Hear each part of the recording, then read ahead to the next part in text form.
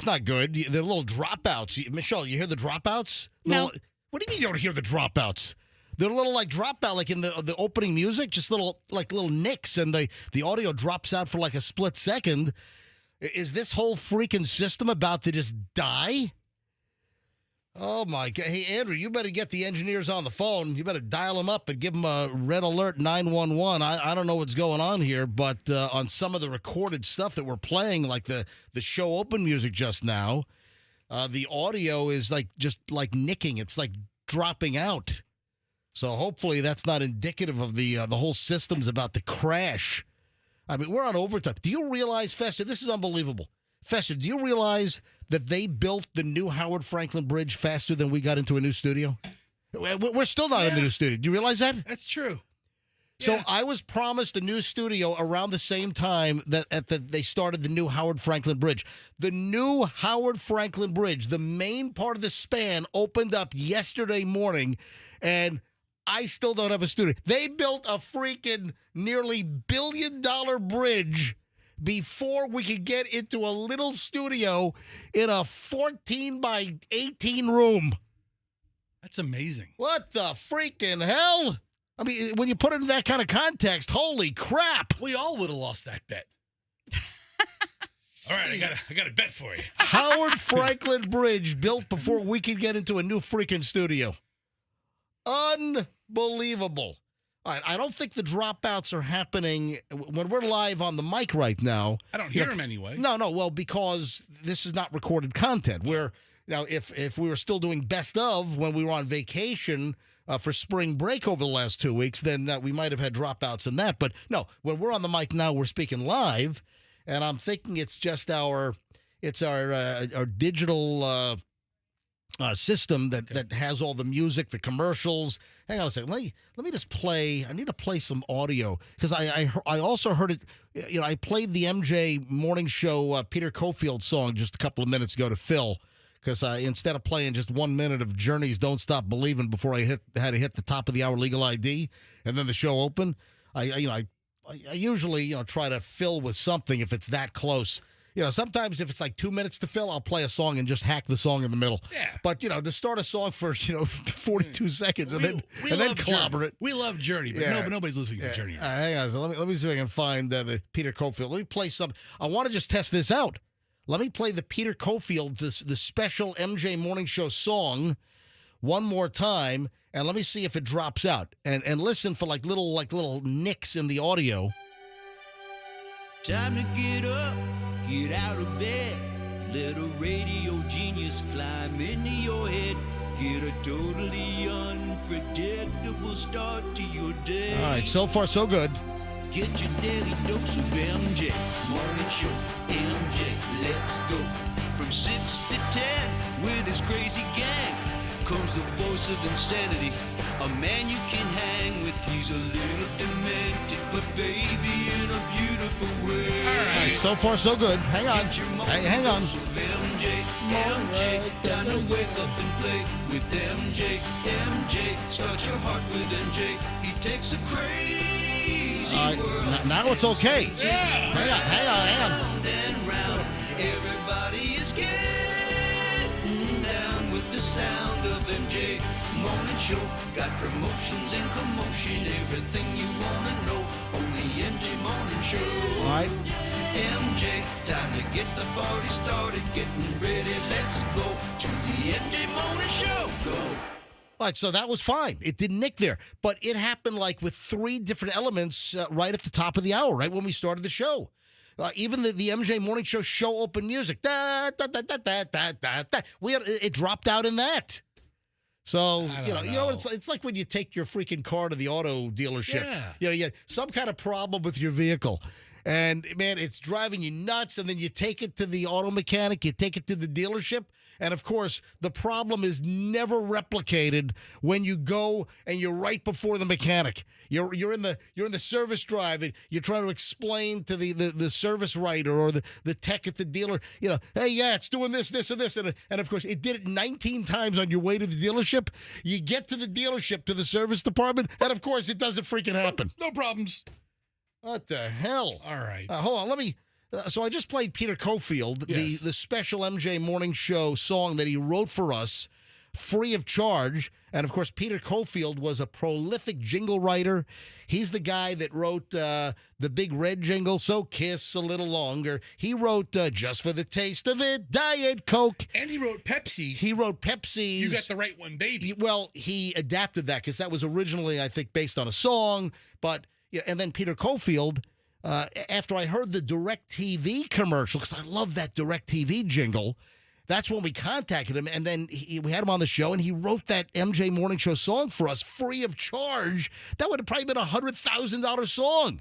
I mean, what do you think he charged DirecTV for this? Somebody up there loves Remember this? I'm also playing this to see if it drops out. You get so many games, happy husbands and children, a happier wife, over 200 channels. What a wonderful life. Oh, somebody up there loves You can hear the voice. Somebody knows what you want to see. Someone who knows how to give you The best on TV. Somebody up there loves you. DirecTV. Oh. Unless there's a big rainstorm, then it cuts out. That's right. Now it's not cutting out. Now our audio is fine. Oh, Fester, you know what I saw for you? What?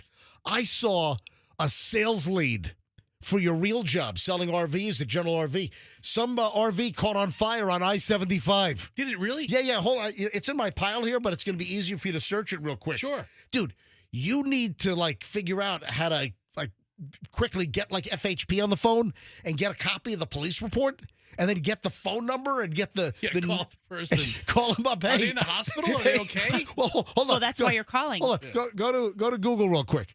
Go to Google and just type in RV fire I-75. And I think the RV burnt to the ground. That's the best. Dude, if you could get them on the phone right away and you could say, "Hi, I'm Fester from General RV, and I just saw that your RV burned to the ground on I-75." Go to, do you have it? Okay, go to Here's the news piece. just go to news. Click on news. Let me take care of this. Hang on, let me do this because I want to get the. That's just the video of it. Right, but the first link down. Crew. is- Here we go. Crew. This is from Fox 13. Cruise battle RV fire. I-75 in Lutz. Oh, dude, it's in Lutz. It's even your hometown. You live in Lutz. I am an LA resident, yes. The southbound lanes of I-75 were closed near Bruce B. Downs in Hillsborough County as first responders battled an RV fire Tuesday afternoon during rush hour. That's great. Traffic cameras in the area showed a massive amount of smoke as crews worked to extinguish the fire. The fire's been since extinguished. The crews have left the scene. All lanes of I-75 have reopened in the area. No further information. Dude, you need to get a hold of Steve Gaskins, the sergeant with the Florida Highway Patrol and the public information officer. You need to say, "Hey, send me the report. I need the name and the phone number." You call them up and say, "Listen, I understand you had a very unfortunate fire with your RV burning to the ground. I'm sorry to but hear about your guess RV, what? but I could give me the pitch. Go. This is a great time to buy your next RV. We have a lot Why of are you talking like a douche? That's how I talk when I sell RVs. No, you don't. I talk like this. No, you don't. Just talk normally. I talk quite douchey. And, there's a lot of fantastic manufacturers. Just talk normally.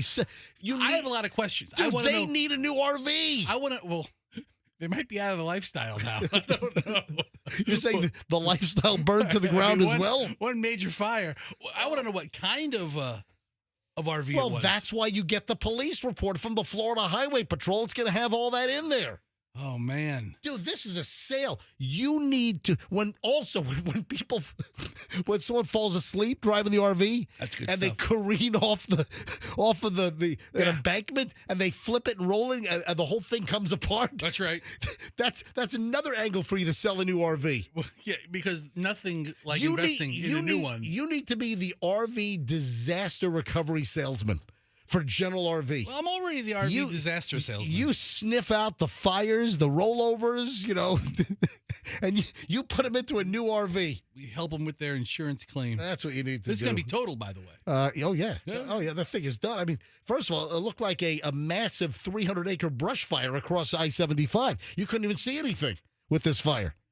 All right, 610 at the MJ Morning Show. Listen, I'm looking out for you, pal. Thank you. I Why don't you appreciate thank me for that? I am. Thank you. Quick look at a gift horse in the mouth here, okay? No. Why don't you show some appreciation and respect from me? You know what? I'm trying to help you make some money. I'll cut you a spiff check if Whatever. it works out. All right, 610 Bird dog check. I'll give you a bird dog. Bird dog check. $100 bird dog. All right, 6:10 at the MJ Morning Show. Just get rolling.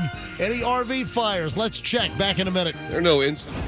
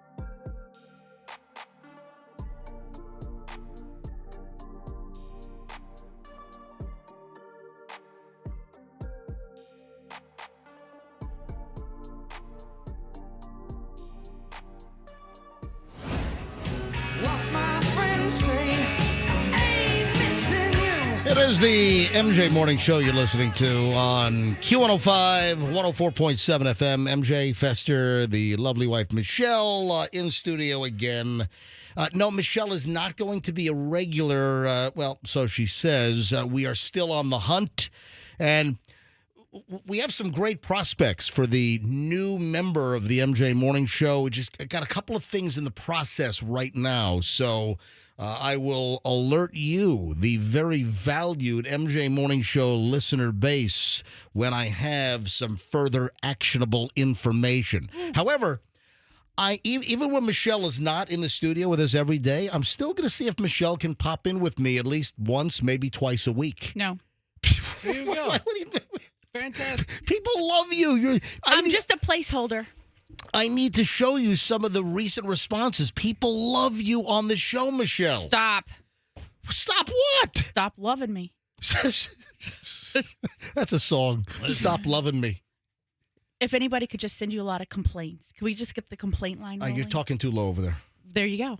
See? Already laying into you like an I already know. Well, you're doing it deliberately. You're not projecting So, deliberately, That so was I yell at you. The Yeah. first day I came in here, that's Yeah. what you said to me. You're not talking loud enough into the microphone. It's Well, a, just Okay. like that, you're Okay. whispering now. it's a So I'm gonna different way keep- of speaking. Yeah, you just got to project a Yeah. little bit. I'm you just know? going to keep talking softly. No, don't stop taunting me. She's going to get herself fired from a job she doesn't even have. Exactly. Faster. Yeah. You get fired from a job you don't even have. MJ, honestly, I'm very excited to hear about all of this new member news the exact same time the listeners do. So thank you for including me in this very important process on this program that only a couple of people work on, yet nobody knows anything else about. My pleasure. Except for you. Except for me? Except for you. Oh, except You, for me. All maybe a right. couple of short people in the offices All around right. here, but not me. All right, so the beaches in Florida are among the most dangerous beaches in America. Isn't like Port Lucie like shark bite capital? No, that's New Smyrna Beach. Oh, apologies to everybody. on the Port other- St. Lucie. Well, Port St. Lucie. That's where the Mets do spring training. Yeah, how far apart are they? Pretty far. Okay. New Smyrna's a couple-hour drive. Okay, I don't why, know this. why don't you do a Google Maps thing? Why don't you tell me how long it takes to get from Port St. Lucie? Why'd you dial this in? The Mets training complex in Port St. Lucie to New Smyrna Beach. Why don't you tell me how long that drive is? I'm going to go with an hour and 45 minutes. I don't even know where New Smyrna Beach is. You want to know something crazy, MJ? And I was talking to my wife about this. Yeah, just hold on. Drive right across the state. Take Boo. Okay. take State Road 60 through Never mind. Yeehaw Junction, get over to I-95, and then hook a left and go north for a bit, and then it's up on the right. That part of the state doesn't exist in my brain. What'd I say? An hour 45? How long does it take to get from the Mets training complex to 2 hours. hour 58 minutes? All right, I'm pretty close. MJ, I'm with Yeah. Michelle. I know nothing about the geographic locations of the other coast of this state. I know where Jacksonville is. I know where Miami is, and I know Daytona's in the middle-ish. I couldn't even tell you where Daytona is. I don't know where New Smyrna is. I don't know What where are you guys, Vero. geography morons? I don't know where Vero Beach is. I don't know if West No. Palm is above or below Fort Lauderdale. I have no Hold idea. on, you don't know if West Palm is above or below Fort Lauderdale? No, I never What go is the there. matter with you? Wait. I visualize a map in my head, and I can see like every major place in the state. Really? Yes. Yeah, Okay, major- that's in the state because you've lived here and you lived on the other side. The only reason I know where West Palm and Fort Lauderdale are, essentially, is because we lived there before we moved here, and I had to know it. But otherwise, I'm with Fester. Listen, I mean, I my map of the state is Tallahassee, right? Jacksonville, Orlando, Tampa, Miami. How do you not have just basic geographical data? I'm sorry. I Why don't- is that basic? I don't care. I know nothing. I cannot name one town between St. Augustine and Daytona. New Smyrna Beach. Really? Oh wow! I didn't know that. I would never have guessed that. New Smyrna Beach. I thought New Smyrna Beach was right next to Cocoa Beach, which is right next to Vero Beach. I thought it was all one long no, beach. Vero is much further south. I have no idea. Vero is South? Vero Beach is south. Vero is just north of Fort Pierce. Do you know where Fort Pierce is? No. I mean, if you I've been said- there. If you had a map of the state and you gave me a push pin and said start naming, geez. All right, listen. Let me. I know nothing about any of that. Let me side. get to the son of a beach story here. You ever hear something called Tides Chart? Is that a city? No, Oh, it's an organization. Oh, okay. I'm sorry. So some organization called Tides Chart. I guess, do they keep track of the tides? They have new data. They've analyzed 528 beaches all across America and found that Florida beaches are the most dangerous, the riskiest beaches. So what was their criteria? What were the factors involved to determine really dangerous beaches? Yeah. What makes them dangerous? Surf zone fatalities, shark attacks, hurricanes, and then they started with a potential score of 100, and coming in the number one spot, the most dangerous beach in America with a score of 76.92 is New Smyrna Beach. Because it's susceptible to people drowning from a surf zone situation or a hurricane. They're swimming through a hurricane and they don't realize it, and so they're going to drown. A lot of surfers use New Smyrna Beach, and then for whatever reason, that's considered the shark bite capital of America. Really? Yeah. And it's not that the sharks are going after like humans deliberately. It's the sharks are just confusing dangling legs for a delicious snack. Like a two-piece snack meal. You know what? You keep telling yourself that.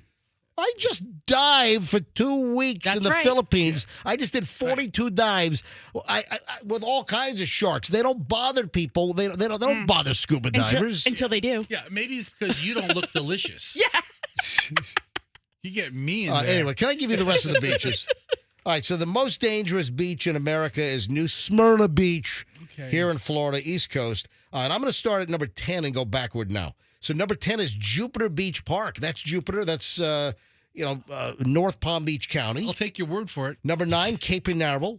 Number 8, Miramar Heights Beach. Are they all on that side of the state? Yeah. Number 7 is Palm Beach. Number 6, Cocoa Beach.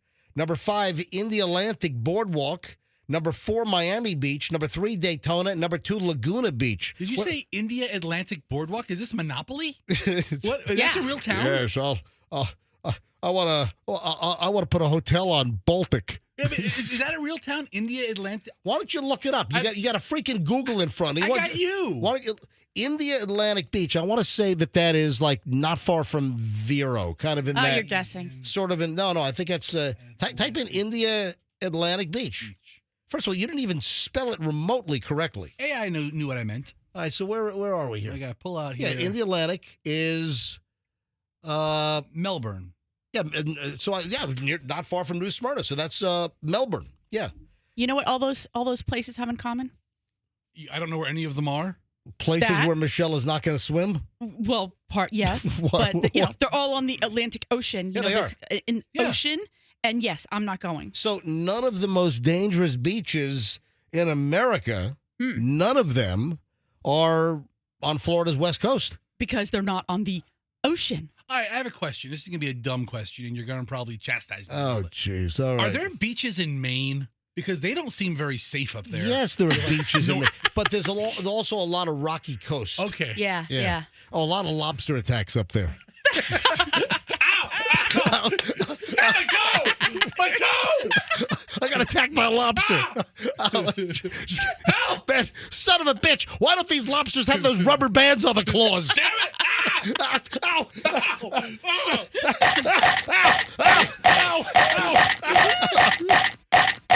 Ow! There's one place where I don't know. Where is Laguna Beach, Florida?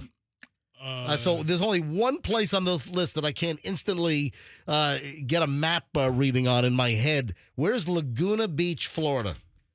Laguna Beach, Florida. Is where? Where the hell is it? Is that? There is one. Panhandle? Oh, it's Panhandle. Wow. Okay, so there is one on the Gulf side. Laguna Beach. It's in Bay County, a Panhandle County? Yeah. And what is that, number 1 or number 10? No, that is number Laguna Beach is actually number 2. Yeah. 2? What? 2? Well, are there no sharks up there? Yes, there are sharks. Yes, there are sharks in the Gulf, Michelle. I've seen sharks in the Gulf scuba diving. All right, 6:30 at the MJ Morning Show. Everyone awake now by any chance? Early morons in the news next, man. I got a spectacular pile of, listen, every day spectacular. I mean, I can't think of the last time we had a crap bag. I almost said the S-bomb. I almost said an S-bag. I can't remember the last time we had an S-bag, a crap bag pile of morons in the news. And that's next on the MJ Morning Show here on Q105, 104.7 FM. You know, the thing I...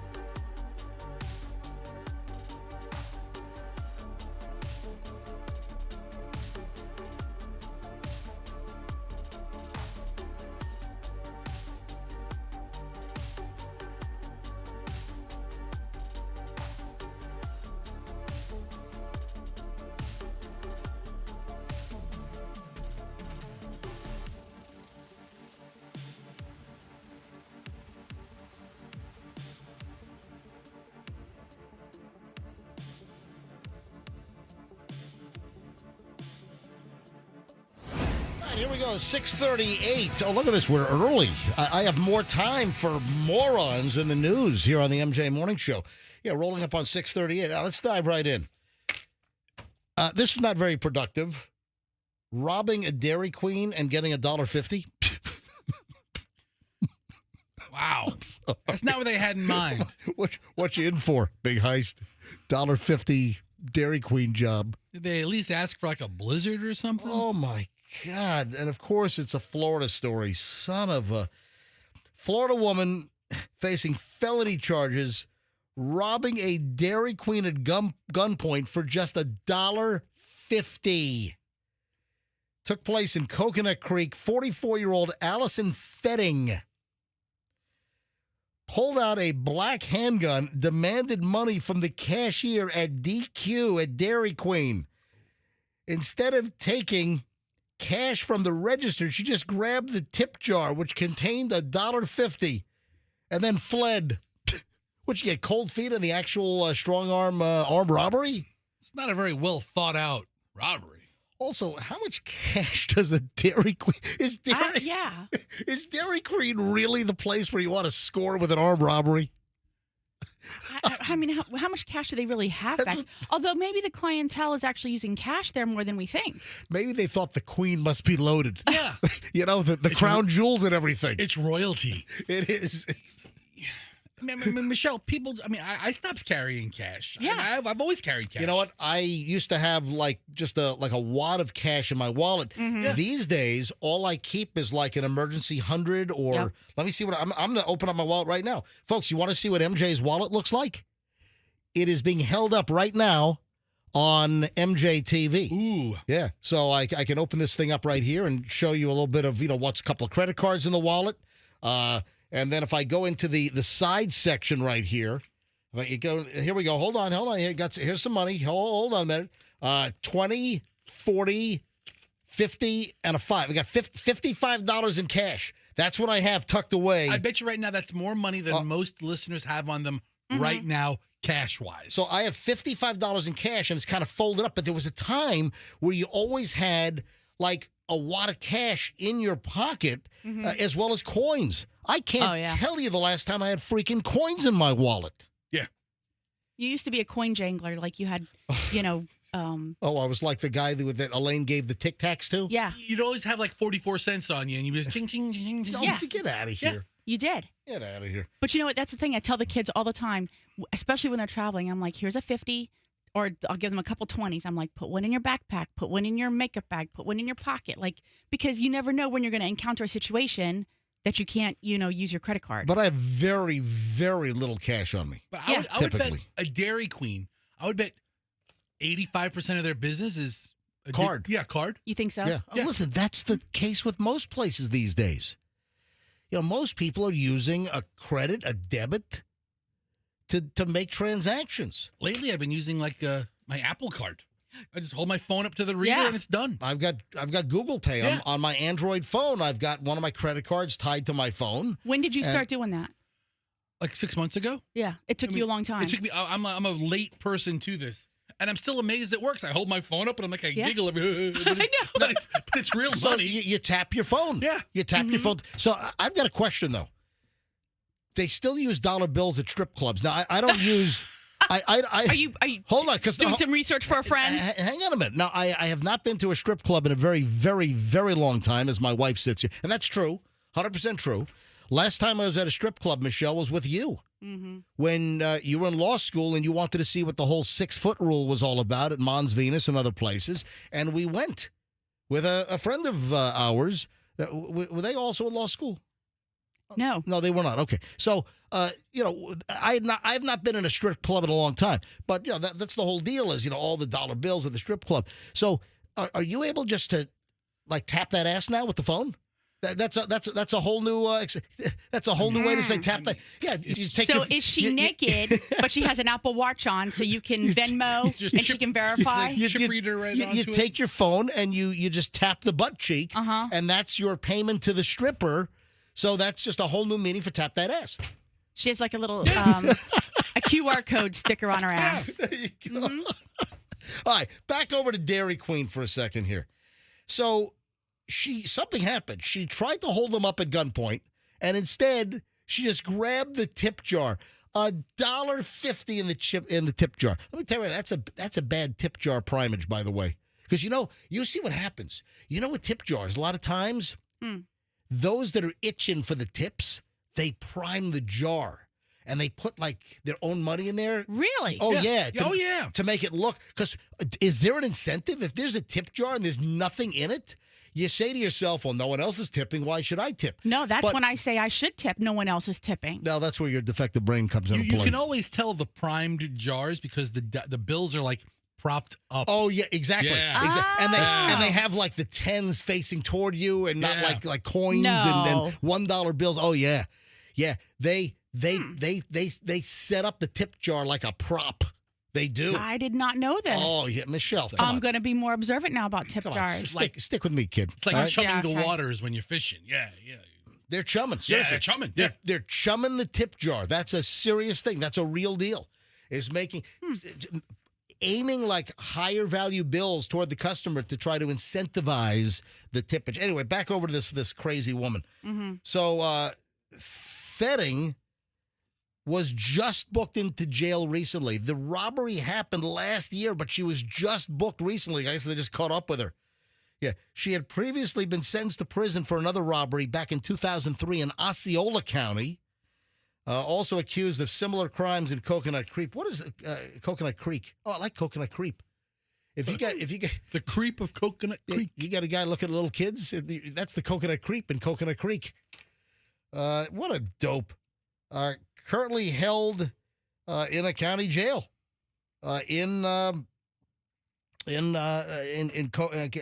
Coconut Creek is down in Miami. Near Pompano Beach? Yeah. It's like Coconut Creek is what? Is it Fort Lauderdale? Yeah, north of Fort Lauderdale. Yeah. north So of that's Pompano. Broward County. So she's in the Broward County jail right now.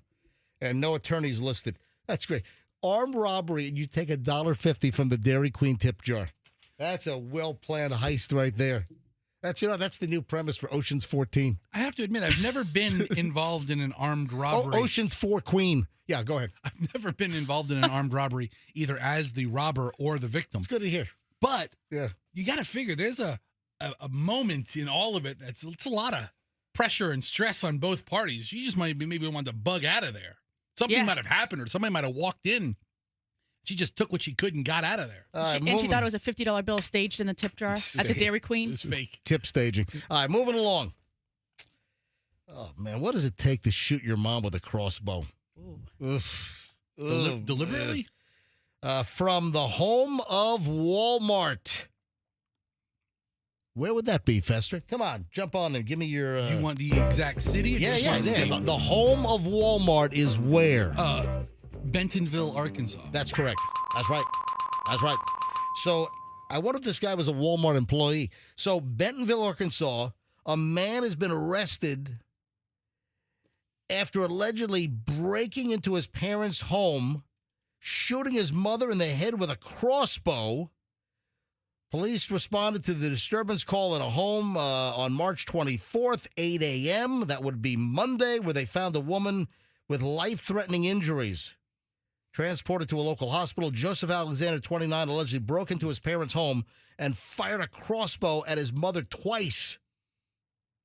Do they have, like, double crossbows? Or is it a single shot you got to reload? Or I think I've seen like a Derringer, like a two-sided crossbow. I know nothing about crossbows. Neither do I. I mean, really. I mean, who walks around with a crossbow? Didn't some maniac in The Walking Dead? Yeah, I was just gonna say Daryl on The Walking Dead. Was that how do who you it- not? was that How do who- you not know what a crossbow looks like and how it functions after watching 6 seasons of The Walking Dead? First of all, we did not watch 6 seasons because I got bored with that after like 3. We watched 3 seasons. You know what? Why? The Walking Dead. You want me to do it? You know, when you watch like old cartoons and they're like driving in a car or running and the same background keeps going in the background over and over and over and over and over again. Right. That's what The Walking Dead became to me.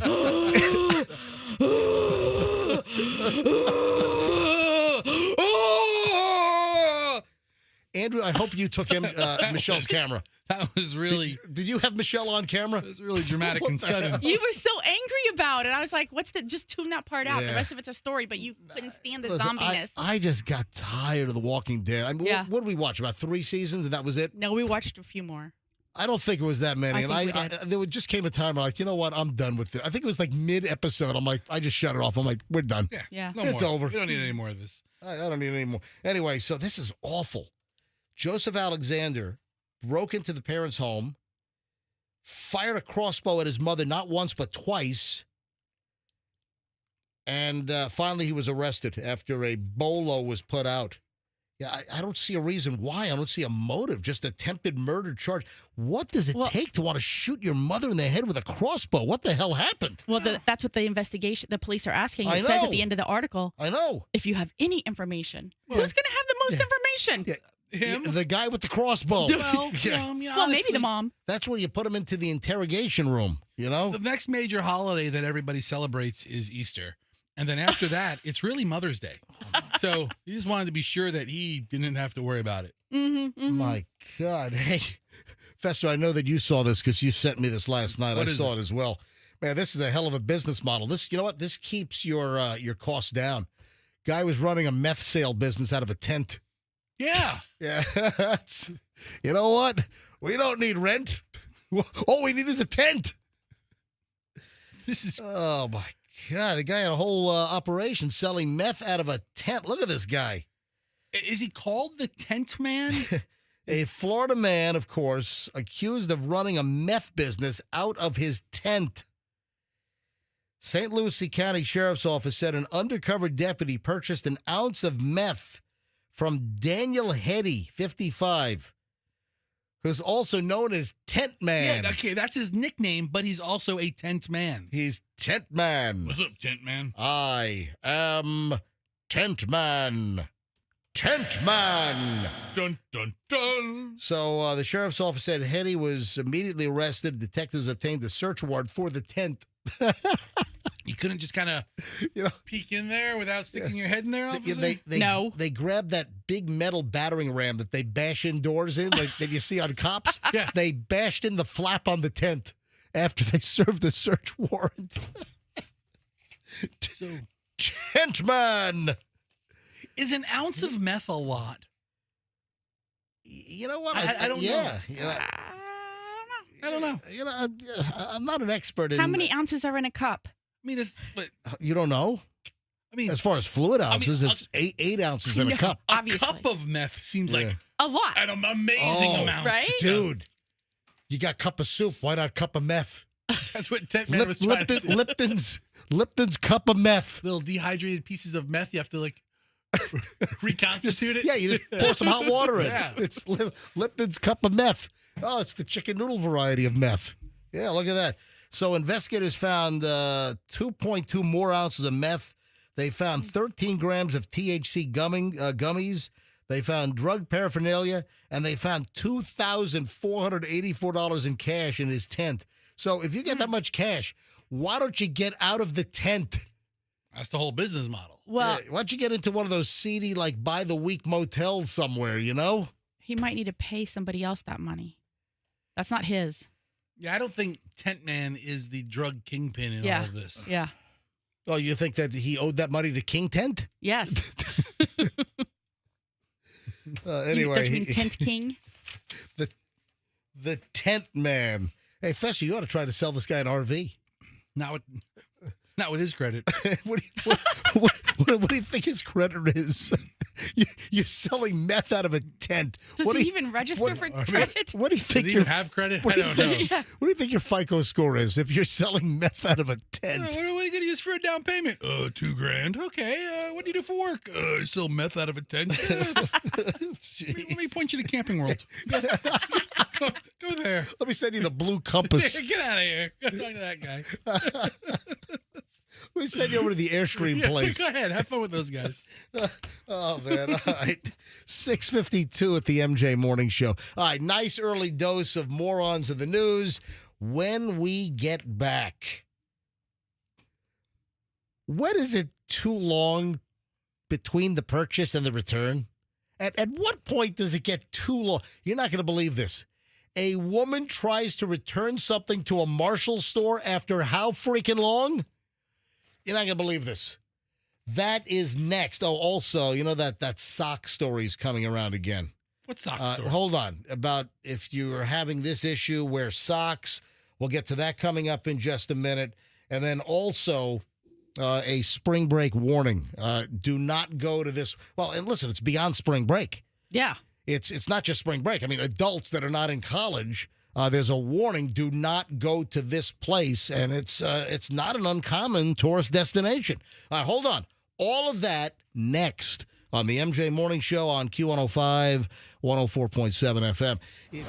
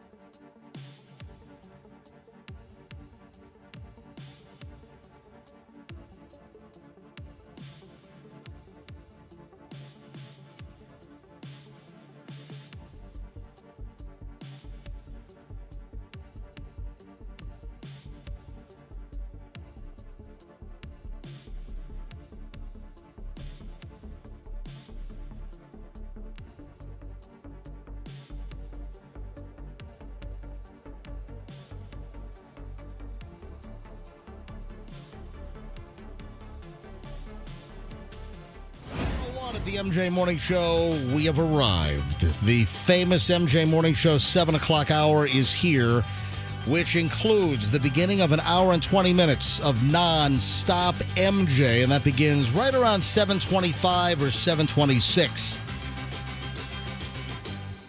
Got a question. When is it too long between the purchase and the return, Michelle, my lovely wife? Too long. Now, listen, stores have policies. So Yeah. I'm not. You're not looking for that. I'm not talking about like the store policy. I'm just talking about just a general consensus here in the MJ Morning Show studio.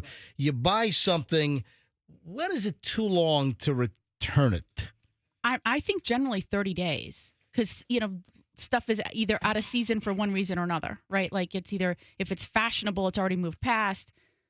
You may have already used it. No, you're thinking store policy. Store policy. Oh, you have 30 days to return this. No, I'm thinking just like in general, like after 30 days, I'm kind of like, if No I way. haven't returned something, it just goes in a closet. I think most of us agree. Like 30 days is reasonable. 90 days on some items. right. Now, we've talked about Costco in the past. They have like this open policy on returns, right? Yeah, I mean, there are people that have like returned the barbecue grill, 7 years later. All right, Costco's got a certain policy, but other stores do not. This woman walks into a Marshall store and tries to return something she bought 14 years ago. What? Wow. Did they take it? Did she have a receipt for it? So some places do 30-day returns. There are some more generous policies that will give you 90 days for a return. A Marshall shopper attempted to return merchandise that she purchased 14 years ago, and she was very upset that they did not give her a Marshall's gift card. I'm with Fester. Did she have a receipt? I mean, if there's a paper trail of the purchase, Right. I can't just take your word for it. You bought it here. Is the receipt still like legible? Because you know what happens with some of those receipts, they fade. What was she returning? A large bowl. What? A bowl? She bought a large bowl. See, the thing about a place like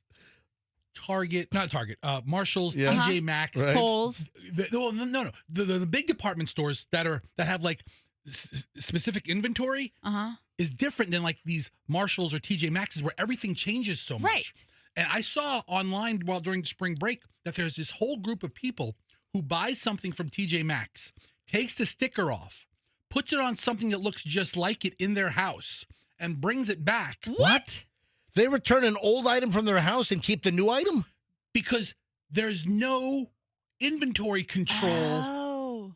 at Yeah. TJ Maxx. Yeah. Because it's like a haphazard free-for-all? No, there's because that scan, the whatever they're scanning, it doesn't necessarily say Hello Kitty seasonal Christmas bowl. Yeah. It'll just be bowl. So seasonal bowl. Right. Yeah. So how do they know that I bought this bowl for $14.99 and I just return another one and they have no idea if that's Right. the one I bought or So not? you just grab a hideous bowl that your mother-in-law gave you and Yes. just put the sticker on it and return it to Marshall's? I sent it to my wife. I was like, honey, are we not doing this? Because this is brilliant. You need a whole new set of dishes? What is the matter with you, Listen, Fester? I'll find it. It's a real thing. I mean, it has nothing to do with what you're talking So about. Fester really does get the max for the minimum at TJ I Maxx. sure as hell try. Let me tell you, he's not going broke. Mr. Max. It's terrible. So this woman tries to return a large bowl that she purchased from Marshall's in September of 2011.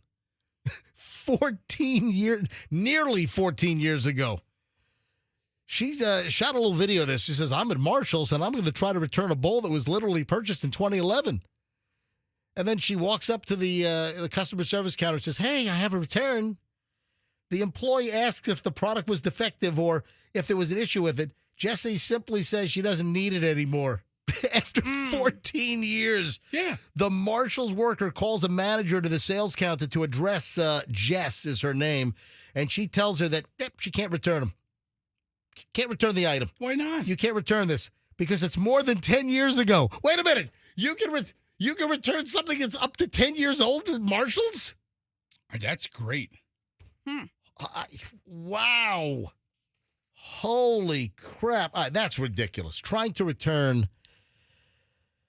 My grandmother, I don't know if you knew this, Michelle. Did you ever hear the stories about my grandma Franny was the return queen? Mm-mm. Oh, yeah. She would bring back a comforter that had been used for 5 years. Really? Yeah, I remember my first brush with this. I was a kid. And I was, in Nanuet, I had this comforter, this bedspread. Back then, they called it a bedspread. Does anyone call it a bedspread anymore? That's different than a comforter, by the way.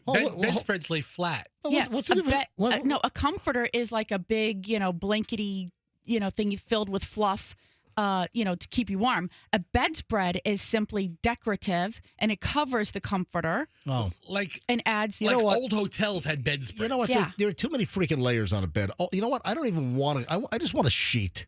Just give me a sheet. Coming today. That's it. So my grandmother, I remember the store. This is like my first brush with pushing the envelope, and I'm not going to say scam, but I had this comfort. I had a bedspread. And I remember this thing. It was a cotton or polyester bedspread. I remember I had like a twin bed when I was a kid. I'm talking 5, 6, 7, 8 years old, whatever. And I had this thing for probably 3 or 4 years. And I had some accidents on it. Yeah. Wet the bed a little bit as a kid, right? So this this bedspread was blue on one side and red on the other side. And for whatever reason, it started coming apart. And it was like 3 or 4 years old. And I remember I even went with my grandmother to a store called Bamberger's at the Nanuet Mall. Bamberger's is long gone. But there was a department store chain up north called Bamberger's. And I remember my grandma walked in. This thing is like falling apart. And I had it. I might have been like 9 years old. And I must have had this bedspread for 4 or 5 years. And my grandmother walks in and returns the bedspread and gets her money back. Or I don't know if we got a new one. I can't remember that, but I just remember my grandma Franny was the return queen. But 14 years, that's ridiculous. You should have no expectation. And Fester, does Costco really honor even the most outrageous returns, or are there times where Costco says, Listen, come on. I mean, we got a pretty liberal return policy here, but this is just ridiculous, you clown. Get the hell out of our store. I mean, we had a In story- fact, give me your membership card. I'm going to cut it up right now. I think like maybe last summer or the summer before last, we had a story of a guy returning a couch after like 5 or 6 years. Yeah. You know, and he used it every day, and he was just redecorating, and he brought one back and bought Hey, another one. Was it Sam's Club? Does Sam's Club have the same return policy essentially as Costco, or does Costco have a better return? Because you returned the TV Yeah, but I returned it within the 90 days. I with returned it. no box. No You box. threw the box, and the reason why you returned the TV because your wife was away. Yeah. You bought a TV, and your wife hated the remote control. The clicker, clicker had too many buttons. Too many buttons. So forget about the picture. Might have been good. Perfect. The picture was great. Yes. You even had it hung on the wall. I hired a guy. Hired a guy to Yeah. hang the TV on the wall. And Allison, Fester's wife, comes back from some, that's when she does the yearly summer vacation to Yeah. see her, sister-in-law in Illinois or something, right? Her vacation is to get away from me. Right. Which is fine. And she goes on her Yeah. trip, and she comes Right. back, and I'm going to surprise my old lady and put a TV up on the wall. And it came nice, beautiful big TV, put it in the back of the Lincoln, get it home. I had to ride with one door open. Where'd you hire the guy to put it up on the wall? I found this guy in Facebook Marketplace who just, all he does is, Or sometimes you see those signs on the side of the road. yeah. We'll hang big screen TVs at your house. And it's like on a, seriously, Yeah. it's on like a piece of cardboard at an intersection. I mean, is there a company that all they do is hang TVs? Yeah, of course there is. But this guy... IHangTVs.com. Okay, well, listen. This guy was on Facebook Marketplace, and he has 6 or 8 jobs scheduled a day. And he came to my house, knew exactly what he was doing, had it hung up in 20 minutes. Then I had to call him 3 months later to hang up the new one. He's like, wasn't I here before? And I was like, yeah, I called you 3 months ago. My wife didn't like the TV. I had to return it. And I got to hang this My one. wife didn't like the TV because she hated the remote control. Remotes, your remote, MJ, how many buttons are on your, you have the whole keypad of No. 1 through 9 and the 0? The last TV I bought a 77-inch Sony A95L. And it's a very, they're making the remote smaller. Yeah. The remote on the Yeah. new Sony flat screen is smaller than the one we replaced from 2015, like Right. half the size now. Right. So I think the trend might be to shrink remote controls. My remote now is just essentially a thumb pad. But I just can't. But I can't believe though that your wife had such hatred for the remote that you find yourself dragging the TV back to Sam's Club, and you gotta and the box you had thrown away. Gone. Yeah. Oh my I was god. going to have the whole thing cleaned up and done when she got back, and she's like, oh, it's so nice. And she goes, let's watch TV. And we do. And she's like, this remote sucks. And then She does not talk like and that. she's Stop like, it. and then she's like, what day did you buy this? And I told her the day, 'cause I remember what day it was. And she's like, it's day 80, 86. You have a 90-day return. We brought it back on day 89 and 3/4. Oh wow! Right before they closed. Who took the TV down? Well, getting them down is the easy part. Did you have to find another guy to take the I take TVs down to return them.com? I lifted it off its hinge and had a release off, and then I'm kind of teetering and wobbling through the house. Did you remove the bracket? Because the bracket wasn't part of the TV. No, the bracket stayed. I All right. called the guy. The new TV didn't have the same bracket pattern. By the way, how much does guy cost? Like $40, $50. Come to your house, 40, Yeah. $50 to hang a TV? I mean, That's a good price. But the thing is, he has 6 or 8 jobs a day, Yeah. and he makes a career out of it. Right. That's what he does. and he knows how to drill the hole without hitting like an electrical wire and burning your house down? He hit all the wires. Beautiful job.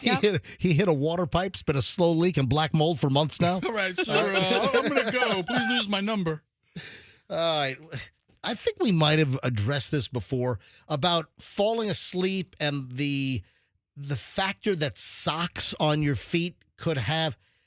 I don't want socks on my feet. In fact, for whatever reason, bare feet cools me off. I'm a barefoot person around the house. When I come into the house, well, first of all, Michelle, you started the whole shoes off in the house trend just so people don't drag in all the crap we walk on, outside in the street, the dog pee, the feces, whatever you walk, all the germs and bacteria and gook. You kind of started to take your shoes off in the house deal some time ago with the kids. In New York. Yeah, a long time. Because, you walk in New York, Right. but we've carried it over to the house here in Tampa. Well, yes, but nobody's told you to take your socks off too. The thing is, you should have house shoes or slippers. I don't want house shoes or slippers. I like the feeling in my house of just bare feet. It's just the coolness of just. What is I don't understand. I'm not saying coolness like, hey, I'm cool. No, it's. Well, I was confused. Thanks for clarifying. We're all wondering. Esther. Listen to this. If you want to improve your chances for a good night's sleep, this could actually knock your socks on. That's hysterical, says behavioral sleep disorder specialist Michelle Drerup. It sounds counterintuitive, I know, but by wearing socks to bed and warming your feet, you may actually lower your core body temperature and fall asleep faster. This sounds familiar, so I'm sure we've talked about this in the past, but I don't like socks on my feet. I find I can fall. I'm more comfortable in bed with socks off of my feet. Mm-hmm. I want that cool breeze, like I'm on Do top you? of a mountain, even eating a York peppermint patty. Where are you getting a torrential breeze from when you're sleeping? I'll tell you where you're going to get it from tonight. Hold on, you don't say torrential. It's torrential rain. There's no torrential breeze. What does the word torrential mean? It means a heavy rain. No. Torrential. Torrential has to mean something Means different like than rain. upheaval, or Yes, an upheaval of wind would be a torrential wind. No, no one says torrential wind. I'm starting it. I'm starting the trend. No, you're not starting the trend. I'm That's using the dumb. word correctly. That's stupid. No, You're there's gonna no there's no such thing as torrential wind. It's torrential rain. There should be. No, there shouldn't be. And I don't subscribe to this. I think this is ridiculous. If I'm hot, I sleep worse. Is that right? You know what? Let me tell you what else. What? Is that right? What? If you're hot, you sleep worse? All right, we'll get into this later Hey, on. did you just say that you like to be cool when you sleep? Hang on. 72, All right, 70 is coming your way tonight, buddy. All right, hang on a minute. I have an issue that I need to discuss. I'm going to expose the domestic issues in my home regarding, and my wife is right here, so we might be going toe-to-toe in just a few minutes here. Now, but Michelle just unloads this massive list of demands last night, and Michelle has it out with me at bedtime last night, and I'm trying to catalog this spew of verbiage that's like an assault on my frontal lobe, all right at bedtime. Hang on a minute. We'll get into this. I don't have a problem talking about your list of crazy demands. You want me to be a ballet dancer? Uh-huh. Huh? Well, All right, now hold on. Hang on. okay. I'll. What does that mean? Michelle wants me to be. You'll be in the know. I will clarify it all in just a matter of minutes here on the MJ Morning Show. No, but the whole sock thing, man, I don't get it. She says it sounds counterintuitive, I know, but by wearing socks to bed and warming your feet, you may actually lower your core temperature and fall asleep fast. I don't get it. Here's how it happens. During the day, a typical adult's core temperature rises between 97 and 99 degrees. All right. Children 10 and younger may run a bit cooler.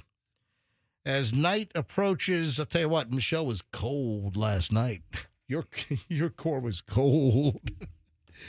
So it's a process called distal vasodilation. So it helps with cooling by widening blood vessels, blah, blah, blah. Listen, I don't want to wear socks. I don't want anything on my feet.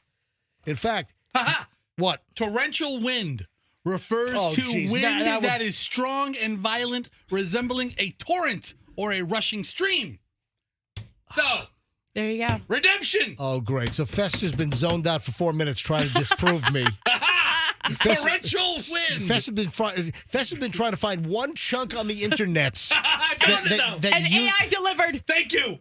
Great. AI delivered. AI overview. Torrential winds is a thing. Torrential wind Often refers to wind that is strong and violent. Nobody says torrential wind. Often associated with precipitation. It's torrential rain. You are torrentially wrong. All right, hold on. Andrew is now poking his nose in this. Why don't you mind your own business? Yes, producer Andrew. Yes, the New York Times is cited referring to, in Scotland, torrential wind and rain. Yes, so it's both. It's both. It's bi. It's a bi adjective. Yeah. Wind or How rain. about a torrential sneeze? If I'm standing close enough, possibly, yes. How about a torrential pee? Yes. Yeah. Yes. No. What about torrential diarrhea? Yes. Oh. This is awful. Yes.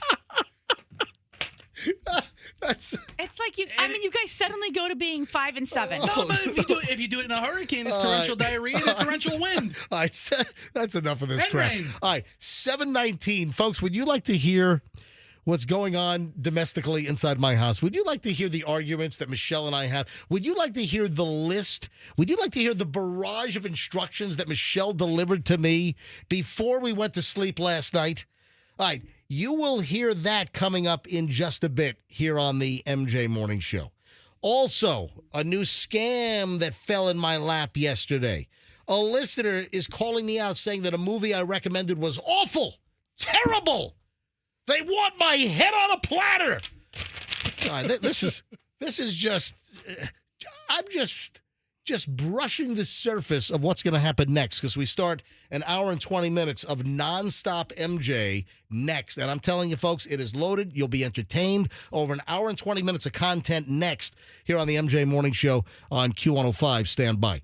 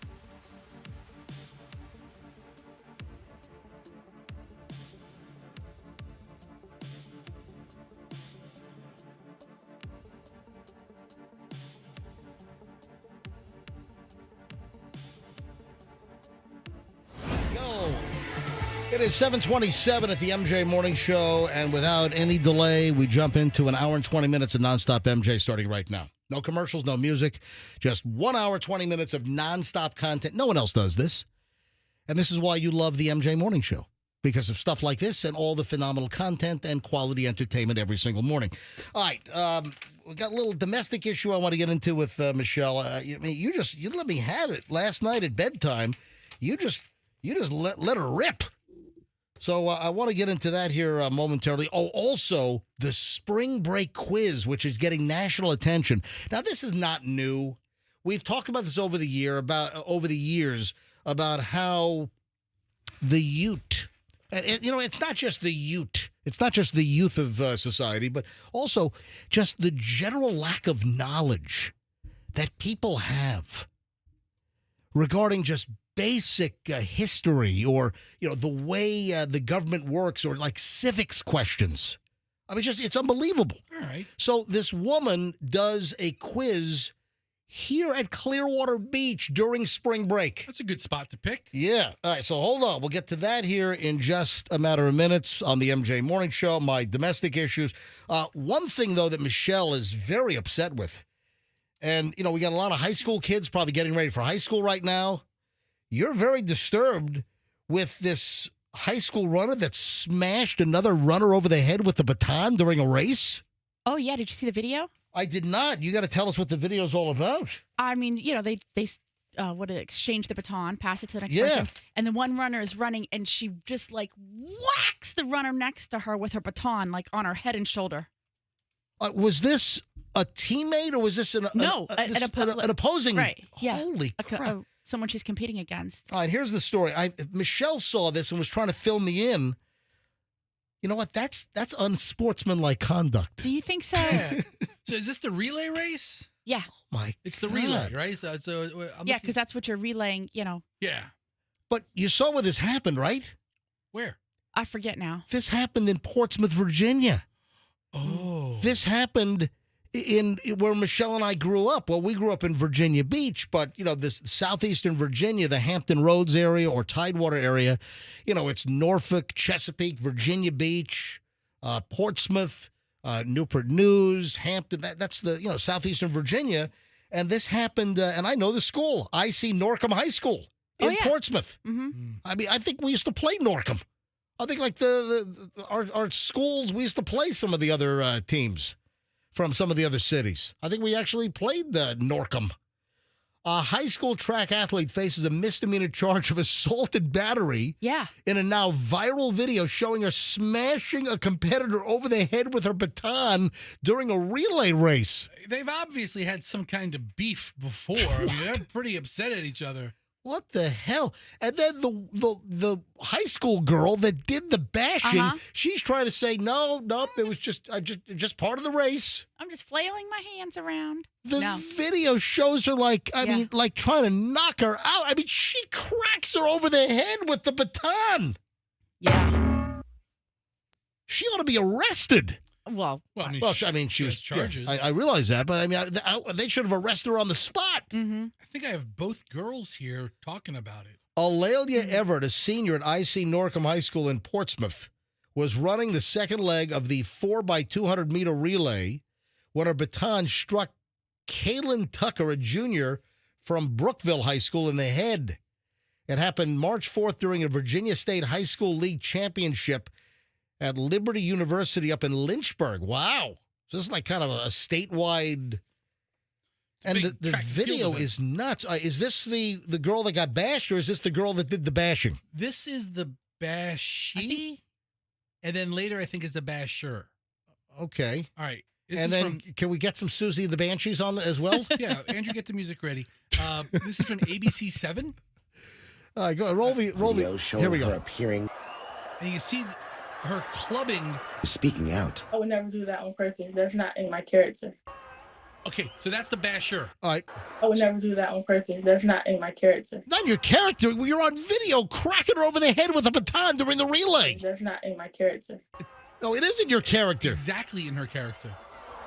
All right. And it goes, later on, it's now the girl that did the girl that got bashed. All right, here we go. This is the girl that got bashed over the head. Roll it. Here we go. Anytime. Yeah. Here we go. That's when she hit me with the baton. I just felt a bang on my head, and then I fell off the track immediately.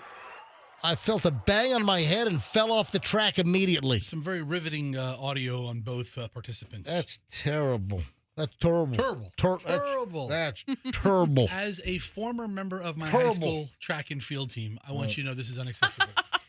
I threw shots. I was going to say you weren't running anything. No, I didn't run anything. No, you were running to the cafeteria to get a ding dong or something. All right. So one other story that's kind of student related. Mm-hmm. The University of Central Florida latest hazing incident. Yeah. Oh my God. I mean, first of all, when are these frats and sororities, when are they going to realize that these hazing stories don't end well? And there have been like arrests. There's been jail time. There's been suspensions. There have been expulsions. I mean, at what point don't these frats and sororities say, you know what, let's just totally get out of any kind of a hazing business? Well, here's the thing I think about it, right? Yeah. Because, I mean, every other week some hazing story pops up in my feed. This one, I don't know what to think about it because they're trying to say, after you do the story, they're just trying to say it's a little bit of a joke. But the last one that popped in my feed was the one where they lined up the guys against the wall and the new, what do you call them, pledges fester, I think? Pledges. Is that a pledge pin on your uniform? Yeah, they got punched in the chest and this pledge died. Oh, Yeah, a boy died. A young man died. Yeah. Jeez. And so, that was our fear when our kids went away to college, right? You're like, okay, you're not doing this, you're not doing this, you're not doing this. And I finally said to them, you realize that if you join this type of organization where you have to be like hit or made to drink, something crazy and then roll around on the floor like a dog and, bark or something and, smoke a pack of cigarettes and, 1 hour, I don't know, whatever you have to do, you have to then force the next person to do that. And I don't have that in me. Right. Like, that's why I could never join a club like that. You Because go I from could abused not. to the abuser. Yeah. In the cult. One last thing with this UCF hazing deal, Yeah. which is when you hear the details, you go, oh my God. Right. And then I'll get into my domestic issue with Michelle last night and the list of demands at bedtime. My God, you just piled them on me. The last thing here, student related this morning, University of Central Florida frat brothers accused of hitting pledges with a car and breaking bones? What? Listen to this. Fraternity brothers at the University of Central Florida allegedly struck pledges with a car in this insane hazing event that left one college kid in pain. The troubled Sigma Chi frat is facing at least temporary suspension after cops responded to their frat house over the alleged initiation antics witnessed by a nearby sorority house.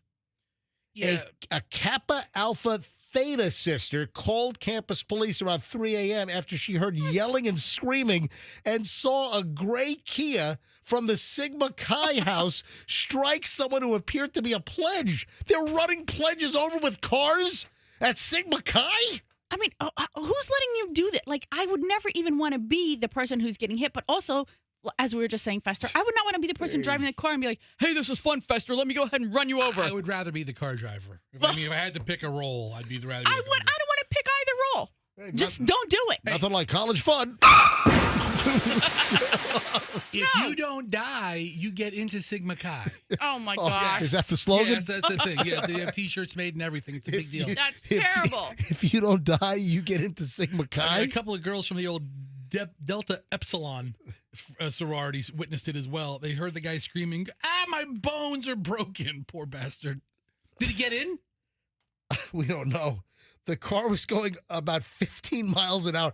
Dude, if you hit someone at 15 miles an hour, that is a significant blow. Listen, go ahead and sit in a car and get rear-ended by another car at 15 miles an hour. Right. And that'll jolt your world.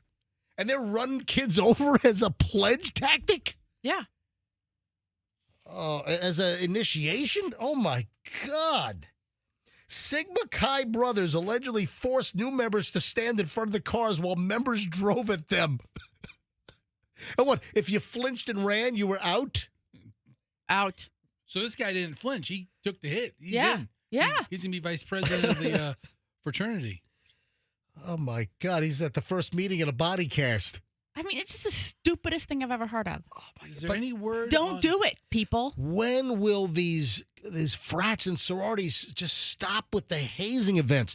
If you just do a Google search, you'll find dozens and dozens. You'll find folks that were kicked out of school. You'll find, sororities and fraternities that were like banned from campus for 2 years, 5 years, whatever. Mm-hmm. What a stupid story. All right, 7:37 at the MJ Morning Show, and we are in the midst of an hour and 20 minutes of nonstop MJ. All right, Michelle, do you recall, as we were going to sleep last night, do you recall the barrage of instructions that you lobbed at my face, that you, like a machine gun? Do you recall what you said to me? Like the new rules, the list of things? I recall the requests that I made of you. Yes. But I didn't realize that when you kept saying, hold on, I'm typing something. I didn't realize that you were transcribing what I was saying to you. So, Michelle... And I wrote some notes down quickly so I can remember these things. You were typing frantically, apparently. So he's jotting down notes. Doesn't matter how he's doing it. When I get into bed, and sometimes I get into bed after Michelle. Okay. Sometimes Michelle might be dozing off a little bit. Maybe sometimes Michelle is still kind of cruising on her phone while lying in bed. But so let me tell you what happened last night. Michelle says, effective immediately, no more tippity tap on your phone.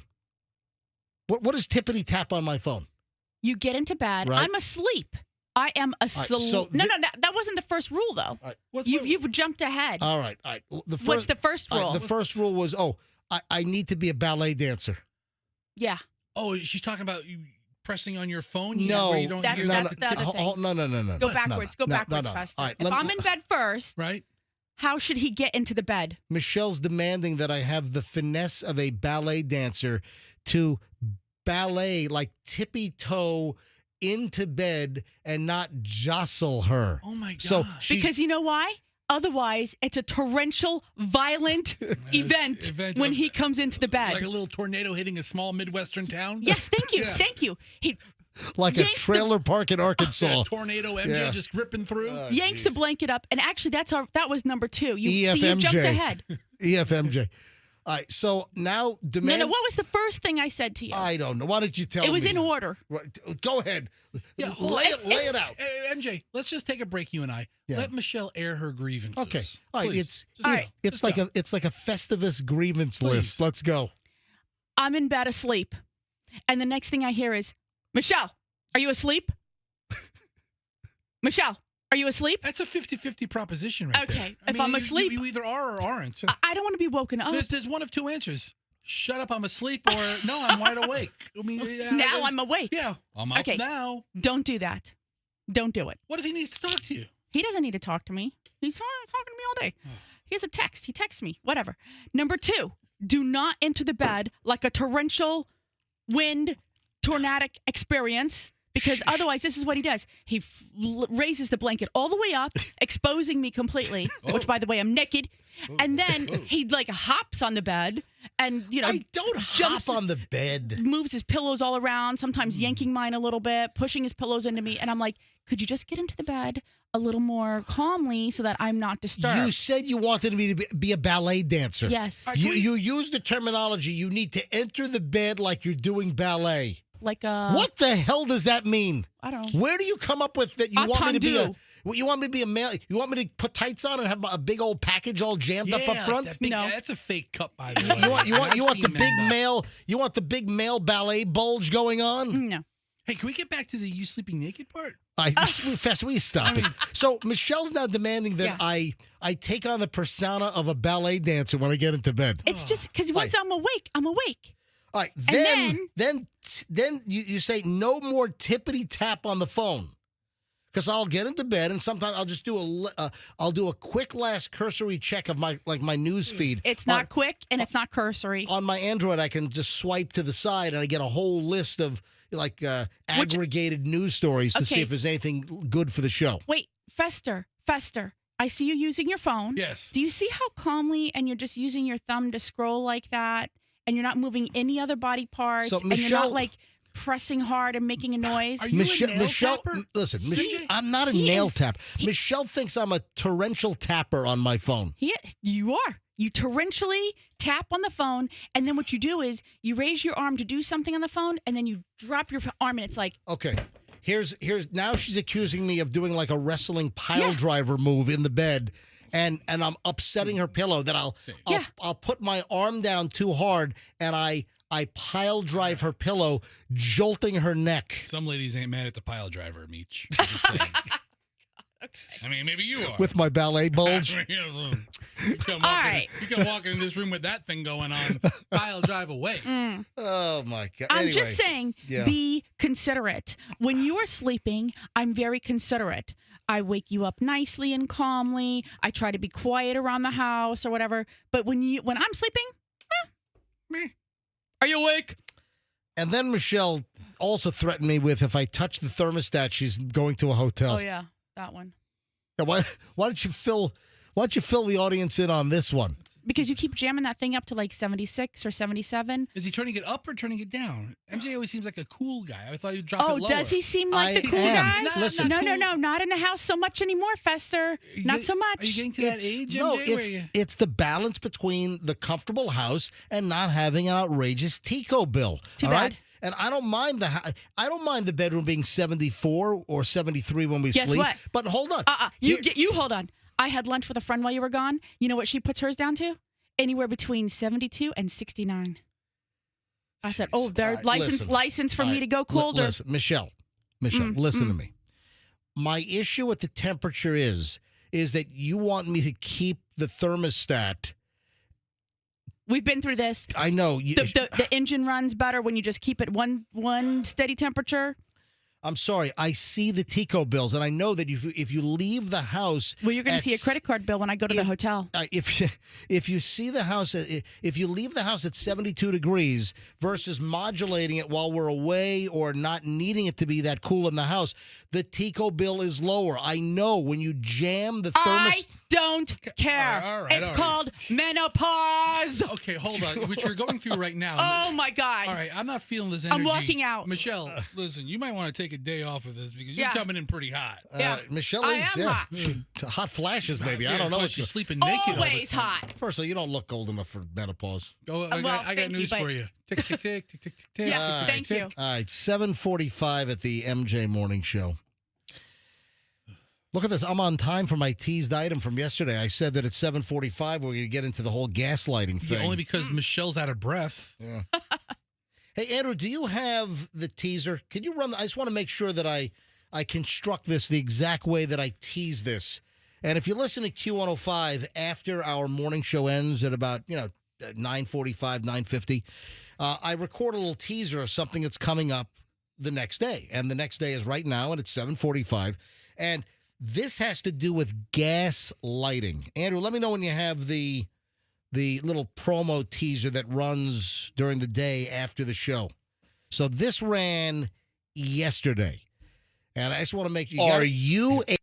Yeah, Play it. go ahead, roll Play it. it. Yeah, roll it. Are you a gaslighter? Do you use these phrases? 7:45 tomorrow morning, MJ Morning Show, 104.7 FM, Q105. All right, so that runs over a song or two during the course of the day. I heard it yesterday over Rick Astley.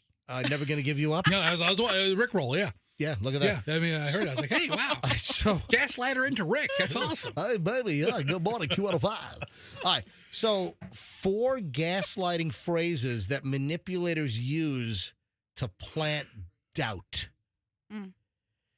Only 4? How do I have a premonition that I'm going to get attacked on this? All right. Okay. So the question is, are you a gaslighter? Do you use these phrases? Are you a master manipulator? Number 1, if you say to somebody, you're too sensitive. You used to say that a lot. You don't say it as much anymore. Oh, really? Mm-hmm. Oh, and when did I used to say that? Early on. Among typically undermining gaslighting phrases that manipulators use for leverage is you're too sensitive or you're exaggerating. Manipulators use this tactic to dismiss and invalidate a person's emotions, especially when confronted about their own damaging or toxic actions. So is that something that you wield? Oh, stop, you're being too sensitive. Apparently, it's a big gaslighter ding, ding, ding. What if it's true? Next, Yes. that never happened. If you say to somebody, if something happens, then they say it, and then you try to go back, oh, that never happened. You do that all the Yeah. time. Similar, really? Mm-hmm. Are you saying I'm a gaslighter? Well, you used to do the too sensitive. Should I get an apartment in the gaslight district? Perhaps. Similarly, manipulators will quickly attempt to unsettle their targets by outright denying the reality of past events. Yeah, rewriting history, causing the other person to question their own memory and judgment, hence gaslighting. Next. So this is number 3 of 4. You're overthinking this. I don't think I have. I've never used that phrase with you. You're overthinking this. No, you just say, "Oh, you're thinking too hard about it." Well, that's the same damn thing. Exactly. Yeah, you don't use those words. Maybe but, not verbatim, but yeah. these all sound kind of MJ-esque. Right? I told you. Told you I was going to. No, and then here you are. You're even building a defense right now. I'm going to get attacked for this. You're setting up a barrier to being open-minded by saying I'm going to be attacked by this, and then turns out everything is like straight out of the MJ book. I mean, if the words on the page resonate with you, it's not mine and Fester's fault. This is the MJ biography, chapter 3, 4, and 5. I mean, this is really wow. Get out of here. Yeah. Chapter 1, born in New York. Chapter 2, moved to Virginia. Chapter 3, 4, 5, exactly what you just said. I'm a gaslighter. I mean, wow, this is amazing. What's 4, please? The final one, number 4, is everyone agrees with me. If you say, everyone agrees with me. You say that all the time. It does. Everyone says, everyone. You're completely wrong. You know what I say? Who's everyone? Everyone. Everyone. Everyone agrees with me. You know who the everyone is? Sometimes it's Fester. Fester agrees with me. Sometimes it's Ron. Yeah, one person. Ron, yeah. It depends on what support he needs. Yeah.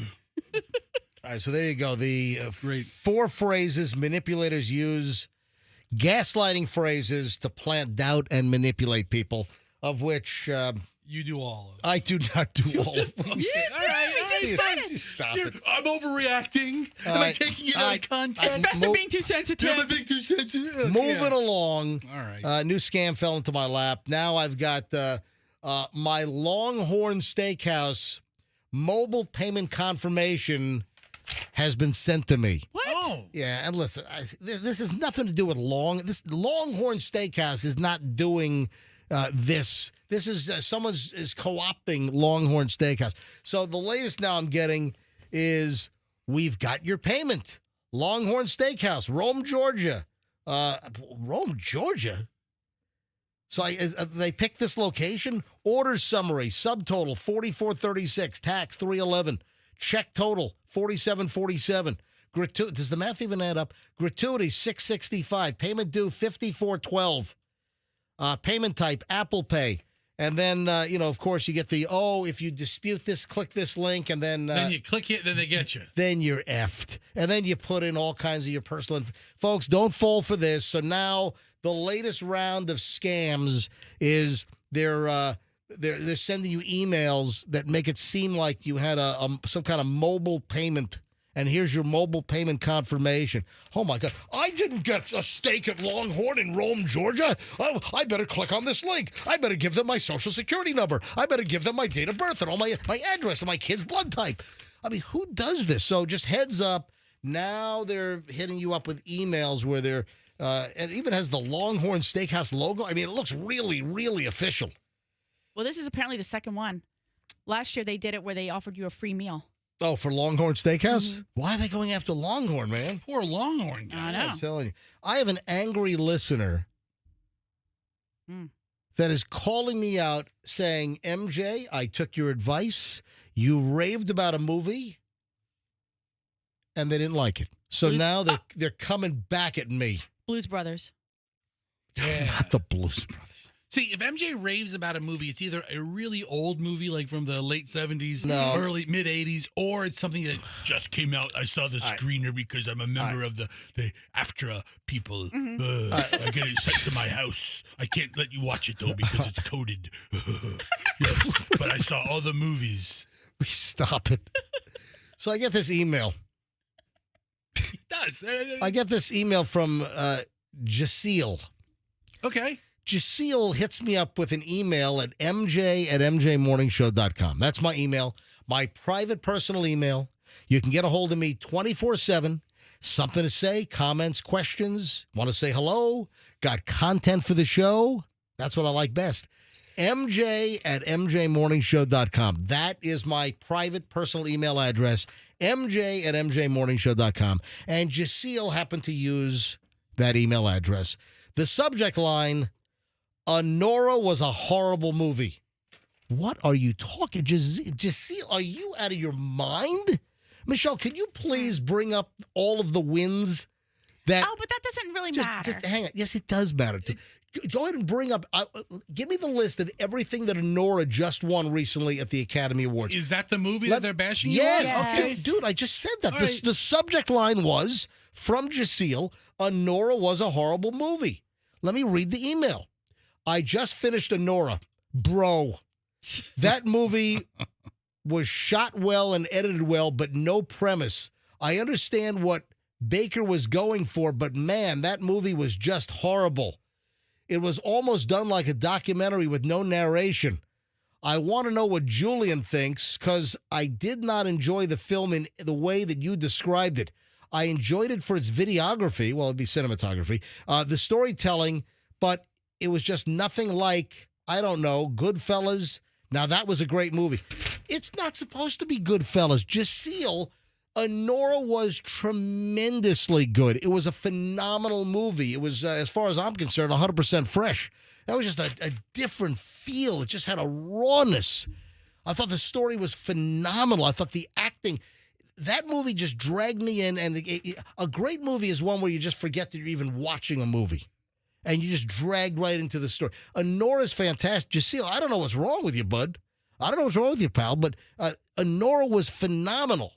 And even the Hollywood douche couch even awarded the movie. So, Michelle, what were all of the wins that Honora had at the recent Academy Awards, the Oscars?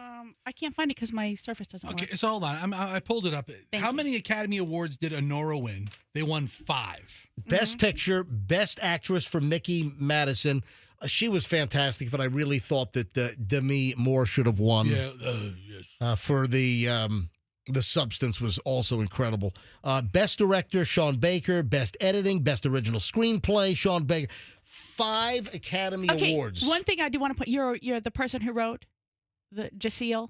She said the movie was... it's a he. A he. Jaceel is a he. Said that the best editing, Sean Baker, I think, edited it as well. Yeah. Because he writes his own stuff. He does like almost everything by himself. He's like a one-man show. He ran the catering truck on the sets. He did. I think he did. Did it all. Craft I think he services. did. He had the Otis Spunkmeyer muffins set up nice on the card table. You know, he had chocolate chip and peanut butter chip granola bars. Yeah.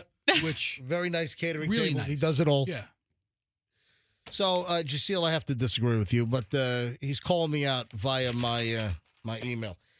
With spring break in effect, now this is not a new concept, but it's always fun to hear some of the sheer idiocy that apparently our schools are not teaching.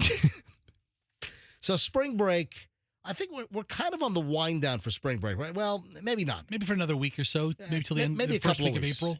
I think there might be some that go into early April as well. Anyway, so spring break in effect or has been in effect for lots of schools, whether it's local schools or obviously colleges and universities. And for the most part, when you think of spring break and the college kids, it's the college experience. So this woman, apparently this is like her first ever. What, person on the street? Exactly. That's the best way to describe it. Listen, remember Jay Leno used to do jaywalking? And think about MJ. This is how the Haktua girl got her fame and notoriety, by some guy just on a street in Nashville asking pretty girls questions. And some of them are, a little more sexual in nature. Other ones are more trivia or historical in nature. And what's an added bonus to this story is this man on the street video that this woman shot quizzing college kids on spring break. It was done right here. She quizzed people right here at Clearwater Beach. So the spring breakers all over the country, all over the world, really. This woman gives them essentially a citizenship test. I've always heard the citizenship test that you have to take to be a citizen isn't a cakewalk. This footage was posted on social media by Caitlin Bennett last weekend. Does she live locally? Well, listen, the clip, which has hundreds of thousands, I think it's up to millions now. I think it might have 6 million views, but when I first saw the story, it had like 200,000 or 300,000. So she quizzes college kids in bikinis and swim trunks right here at Clearwater Beach. And she's asking questions, and these are simple questions that you should learn like in 7th, 8th, 9th grade. Certainly by the time you graduate high school, you ought to, have a decent handle on this. So we've pulled a lot of the audio chunks of her quizzing these spring breakers at Clearwater Beach. You ready for number 1? Listen to this. And folks, how many of these can you get right? How many of these can you answer correctly? Listen. Who did the colonists fight in the Revolutionary War? Oh, God. In the Revolutionary War? It was, I don't know if this is right. It sounds so stupid. Was it the Spanish? Wait, what are your majors? Business. Biology. Okay. Elementary education. Oh. One of the kids is a major in elementary education. They can't answer the basic question, who do we fight in the Revolutionary War? Who did the colonists fight in the Revolutionary War? My God. You don't cover that in kindergarten. It's fine. I have no problem with that. All right, Fester, can you answer this? No. Who did the colonists fight in the Revolutionary War? Oh, God. In the Revolutionary War? All right, Fester, who do we fight in the Revolutionary War? The Japs. Japanese. Dude, you can't say You can't say that? Dude. I don't know. No, we didn't. You know damn well. I didn't know. Hold on. I didn't know that. Hold on. I wasn't trying to offend anybody. I was trying to make a joke. But I didn't know you couldn't say What's wrong with you? I didn't know you couldn't say the abbreviated version. Oh, my God. All right. No. I mean, even though my grandfather did say it, it should have been a tip because he called everybody Fester, the wrong thing. You know damn well who we fought in the Revolutionary War. I could probably answer all of these questions. All right. Yes, of course. We fought the British. Yeah, we fought the British. That is the correct answer. I know all these. But these dopey bikini-clad spring breakers at Clearwater Beach did not know. Next. What shape is the U.S. Pentagon building? Isn't it just a square? No. What shape is the Pentagon building? Oh, could it be a pentagon? My God. All right, next. Wow. How many U.S. senators are there? 6, 7. Are they saying 6 and 7 senators? Oh, my God. How many U.S. senators are there? 6, 7. Did someone say 2 from each state at the very end? Mm-hmm. That's the correct answer. So we have 50 states, 2 from each state. We have 100 U.S. senators.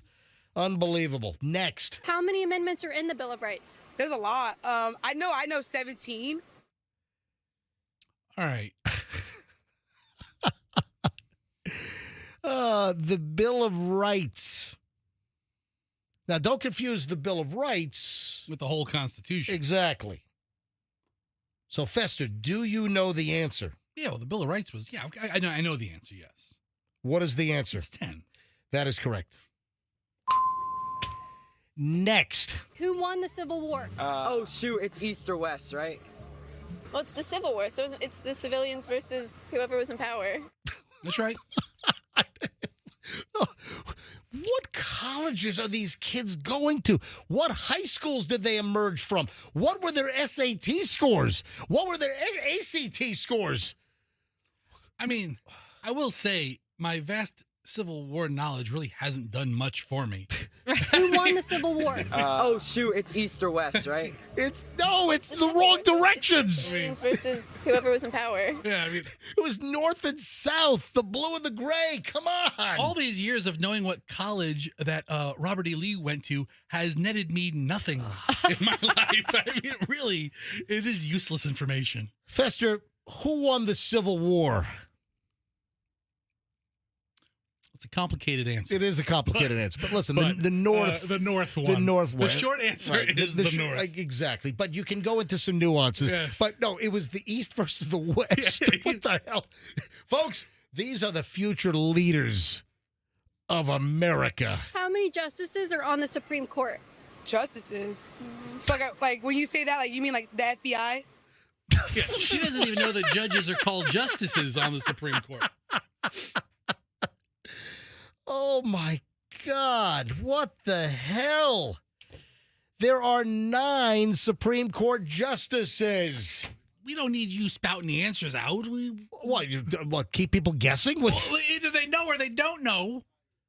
All right. Nobody's listening to this show right now going, oh, there's 9. These are spring breakers last week at Clearwater Beach, This is fun. as interviewed by Caitlin Bennett, some social media So content creator. I looked her up. Yeah. Is this her Instagram? I don't see the video from Clearwater Beach, but it looks like she's fairly involved in interviewing people on the street. Is she local? She must be from around here, I would imagine. If this is the same Caitlin Bennett, she seems pretty politically minded. Here's the next question. Who was on the $100 bill? Oh, I know. Abraham Lincoln? Nope. Abraham Lincoln? Come on, bro. They sound like a bunch of geniuses, don't they? My God. Can I get the transcript of your first semester grades, please? Who was on the $100 bill? Abraham Lincoln? No, Lincoln's on the 5. You take $25 bills and you got them. And do people know that it's not even a U.S. president on the $100 bill? The $100 bill has Ben Franklin. Yeah, the guy who owns the air conditioning company. Yeah, that's plumbing. Oh, yeah, Ben Franklin Plumbing. That's right. I knew it was Benjamin Franklin Plumbing. That's right. That's the First Amendment. What's the second? Right to vote? Oh, my God. The Second Amendment. They don't even know what the Second Amendment is. That's the First Amendment. What's the second? Right to vote? Yeah. Fester, what is the Second Amendment, please? That would be correct. Right to bear arms. All right, finally here. You ready? This is the final spring break quiz from right here at Clearwater Beach. Name 3 states that border Canada. We'll just do 1 per person. Asia. I didn't know Canada had a border. What? Asia. What the? Tell you what. Asia? This guy thinks that Asia is a U.S. state? It does border Canada, though, doesn't it? Hang on. Let's listen again. Name 3 states that border Canada. We'll just do 1 per person. Asia. I didn't know Canada had a border. Yeah. I didn't know Canada had a border. Who are these geniuses? What do their parents think of them? Well, their parents are probably morons too. But, Sounds like the Prime Minister of Canada not knowing he had a border. oh my God! All So, right. name.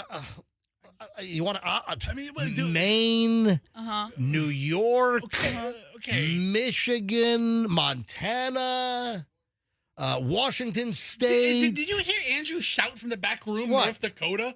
Did that pick up? North Dakota's another one. Okay, so all right, I don't know that we I need feel like when these Doesn't people, Idaho? Does that little I strip think a of little Idaho? sliver. Yeah. Of Idaho? but I think that we all recognize that students who are on spring break from college and actually go to like a beach and are just getting blitzed are Yes. not representative of students who are at college trying to get an education necessarily to like pursue, Oh, wait a minute. endeavors. Are you saying that the smart kids don't go on spring break? I'm saying that I think that the vast majority of these students that you see who are like, wow, spring break, we're going to get lit and like, lift my top and, roll around on the beach. Girls Gone Wild. Yeah, those people that we see and that she's obviously seeking out are not people who, we think of as the student.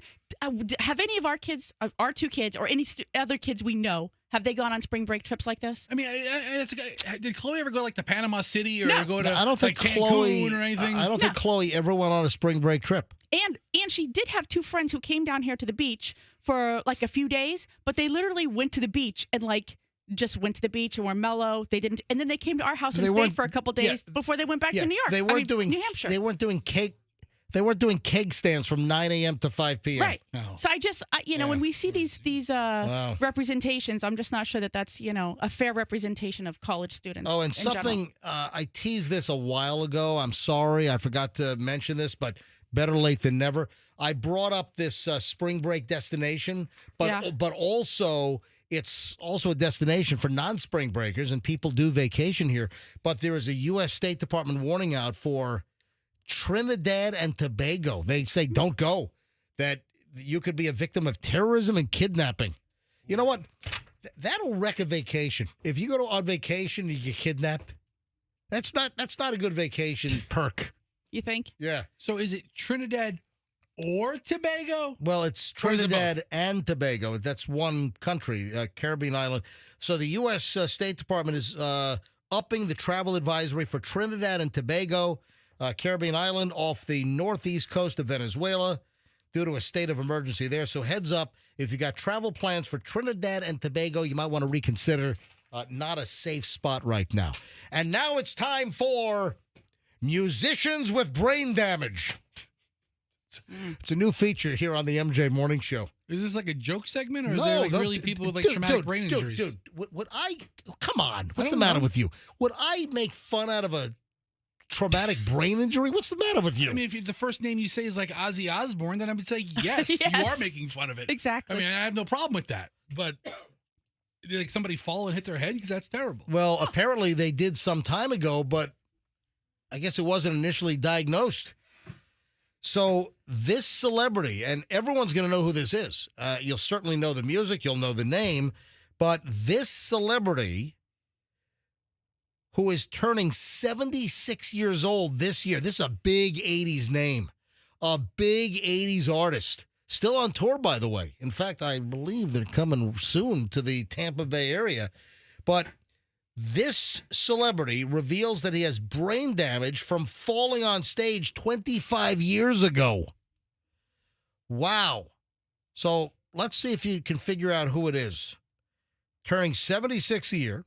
76 this year, says that a startling discovery was made recently. And he's tying this back to an accident 25 years ago? He got a full-body MRI scan recently during a conversation with People magazine. This celebrity singer revealed that he recently learned that he sustained brain damage from a fall that he took at a Las Vegas concert back in 2000, 25 years ago. Do you know who the celebrity is? Here is your first audio daily double clear audio. Audio clue. I'm not giving out the easiest one first. Yes, the build it's called for a it. build-up. I mean, it's called. Is this guy? You're asking Fester. Is this guy like a one-hit wonder? No, he's not a one-hit wonder. This isn't a hit. Yes, it is. The song we just played. This guy's not a one-hit wonder. I like all of these songs. I would know who it is, but Yeah. I don't expect Fester to know. Yeah. And what about dum dum dum dum dum dum dum? This one here. Dum dum dum. All right, now here's the one that everyone is going to instantly know. The artist with brain damage from a fall 25 years ago is... Fester, you have no idea who it is at this point? No. How about now? Is this Hall & Oates? It's not Hall & Oates. I don't know. What about now? Have you heard of this? Jesse is a friend. Okay. Like, who is it? It's Rick Springfield. Yes, it's Rick Springfield with brain damage. Okay. It's the brain damage tour coming soon to Ruth Eckerd Hall. I mean, he does seem to be going to Ruth Eckerd Hall like 4 times a year. Well, hold on. We're playing a commercial right now. Is he? Rick Springfield's I Want My 80s tour. Starring Rick Springfield, John Wade, Wang Chung, Wow, we're gonna have fun tonight. and John Cafferty. On Dark Side. May 28th at Ruth Eckerd Hall. Oh, we gotta go. Tickets now at rutheckerdhall.com. We gotta go. I Want My 80s tour. I want my brain damage tour at Ruth Eckerd Hall. Sam's 80s on 8. That's why he wants his 80s, because that was before the fall. Say it again? He wants the 80s. Hold on, wait a second. Because he felt 25 years ago, he felt like at 99. Hold on. Does the end of that commercial promote our competition, XM Sirius Radio? Yes. Hold on. It does. Well, is that who's sponsoring it? What? Is that who's sponsoring the tour? It seemed that at the end of the commercial, I mean, it if said they- it was brought to you by 80s on 8. I mean, if they're the sponsor, they're the sponsor. I mean, Only time I get to hear that is a rental car occasionally. Or I think we get it with our new X5. I think we got a trial period. tune into commercial free Yeah. on QN05. You'll Yeah. hear it again today. Guess what? You can't get the MJ Morning Show on Sirius XM. So, Yeah. are we, Andrew? Are we giving away tickets? Yeah, we're giving away tickets in the afternoon on Gino's show. So if you'd like to see the Rick Springfield brain damage tour at Ruth Eckerd Hall, listen. I like Rick Springfield. I want to go. Is he going to walk? Well, we'll go. You know, I used to have a great contact at Ruth Eckerd Hall, but Yeah. now the marketing and promotions person won't even return my call from Ruth Eckerd Hall. I've left numerous messages. Call Ruth. Well, Yeah. I think that they might be married to somebody at a competing so. radio station. Yes. So, we are banned Really? from Ruth Eckerd Hall. Seems petty. I don't know. I just can't. Seems like it. Can't seem to get a call back. No, I used to have a great connection there. I used to be able to get great tickets at Ruth Eckerd Hall, and I'm not for free. I'd pay for them, Yeah. but I don't seem to have a Ruth Eckerd Hall connect. Listen, do you know that all of my freaking connections are like dead now? I mean, remember? No, I don't. Oh. I don't. No, I don't. Oh my- Hold on. No. Not dead. No. I don't mean that they're not breathing. I don't mean they've had funerals, but like Dave Harb over at the amphitheater. Yeah. Gone. Dave Harb used to get me great tickets, and again, I wasn't getting tickets for free. I'm paying for them. So Dave Harb is gone from the amphitheater. I've got Jim Menino gone from the Ice Palace, or he would get me great seats at the Amalie Arena, the St. Pete Times Forum, the Ice Palace, whatever. And then my connection at Ruth Eckerd Hall, I think that fizzled as well. I'm like zero connection MJ these days. Maybe they'll get divorced. Then you'll be back in. Anyway, I don't know. All right. So Rick Springfield apparently found out recently that he has brain damage from a full body MRI after he hit his head on stage 25 years ago in Vegas. Seems like a little bit of a cop out. What's a cop out? You fell one time, now you have brain damage, Rick? Well, is he going to do this concert in a wheelchair or something? What, falling one time could kill you, too. Yeah, but I mean, I went undiagnosed up until like 3 weeks ago. You? Yeah, why don't you call up Bob Saget and see how a little head injury worked for him at a hotel over in Orlando? Or Dr. Atkins. Yeah, how about Dr. Atkins? He slipped on ice. He slipped on ice in Manhattan. If Rick Springfield had like the ice show, it'd be different. Ice capades with Rick Springfield. Oh, I wish that I had just his. But for it to go undiagnosed for so long, how does he tie it back to that one incident? I don't know. And what changed after his head injury? What was the manifestation of the brain damage over the last 25 years? Was everybody talking behind his back for the last quarter of a century? Something's not right with Rick. So essentially, what happened in Vegas did not stay in Vegas because he's been traveling around with a subdural hematoma, or whatever the hell you call it. Anyway, I like Rick Springfield. And Michelle, you want to go see Rick Springfield? I do. Let's go. Who else was there? Rick Springfield and John Cafferty? Yes. John Sunglasses Wade and at Night? No, that's Corey Hart. Wasn't he? No, Corey Hart is Sunglasses at Night. There's 4 guys there. Rick Springfield. Play the commercial again. Hang on. Rick Springfield's I Want My 80s tour. Starring Rick Springfield. Rick Springfield. John Wade. We played that this morning at 6:20. Wang Chung. Wang Chung. Yeah. And John Cafferty. On the dark side. Yeah, so Wang Chung is Dance Hall Days. Yeah, I love that one. Dance Hall Days and Let's Go, Baby, come on. That's another good Wang Chung song. All right. But I can leave a message again at Ruth Eckerd Hall. I won't get a call back. No, you won't. So, anyway, all right. 8:18 at the MJ Morning Show here on Q105. The stupid idiots that follow like TikTok challenges are missing flights now. Now, I've been aware of this. I was aware of this before we went on spring break vacation. And there is, again, a trend that started on TikTok, and I've since seen it morph over to Instagram because I don't use TikTok. I'm not getting sucked in by the Chinese communist spy operation. So I have seen this on Instagram Reels, and I've been aware of the story. And it's a travel hack, an alleged hack. And again, it started on TikShmuck, where people are saying, you don't need to show up at the airport until 15 minutes before your flight. And guess what? Idiots are following some of the TikTok recommendations, and they're missing their freaking flights. They're missing their plane because they're listening to some schmuck on TikTok saying, oh, yeah, you can just show up at the airport, park your car in the garage, and get through security and all that, check your bag, all in 50. No, you can't in many cases. Now, in some cases, I mean, it happens. Some cases you can breeze through, but more and more people are now revealing, yeah, I followed that TikTok hack and I missed my flight. Well, no, dipschnit. I mean, I've gone on flights before where it just seems like I park, I get my bag, I walk out, I get to go on the tram, get right through, and I'm sitting down at the gate in no time. Listen, I've got Tampa International figured out very, very well. And it has been a long time since I've had some kind of a shocker at Tampa International. But guess what? The tram broke on one of my trips in the last 3 or 4 months, so there was a big line. There was a big backup to get on the tram. So you just don't know.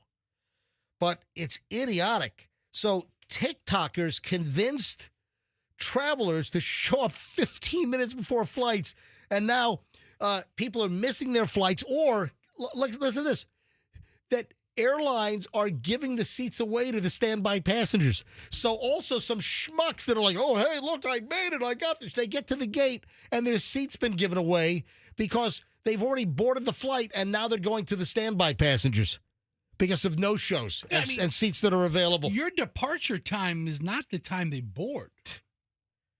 Right?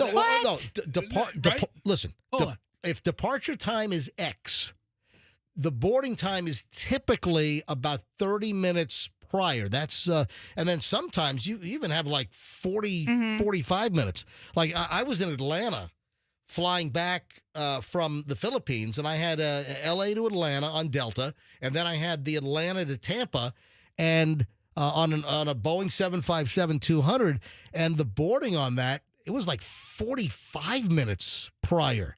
And I'll tell you what, in L.A., on my Airbus 321 Delta flight from L.A. to Atlanta, I couldn't believe how long it took to board that flight. It was like a 35-minute board. It's like, my God, how long does it take just to get people to walk down an aisle and take their freaking seat in 22F? 22, this is effed up. I couldn't believe. And listen, I fly a lot. And it's just like some flights, it's like, what the hell is taking so? And just when you think it's done, then a whole new stream comes. Okay, we're done boarding. Going to close the door. Well, here come more people. Up, then it's the standbys. Yes, some flights board quickly, and it's like, ooh, that was fast. And then other ones, it's like, my God, it's like a molasses. It's like a tortoise race. Yeah. It's like, what is going? But listen, don't follow TikTok for these stupid life hacks and miss your flight. Bunch of momos. Hey, can you explain to me? I'm aware of what's going on, but can you kind of, in a nutshell, what's wrong with this whole Snow White thing?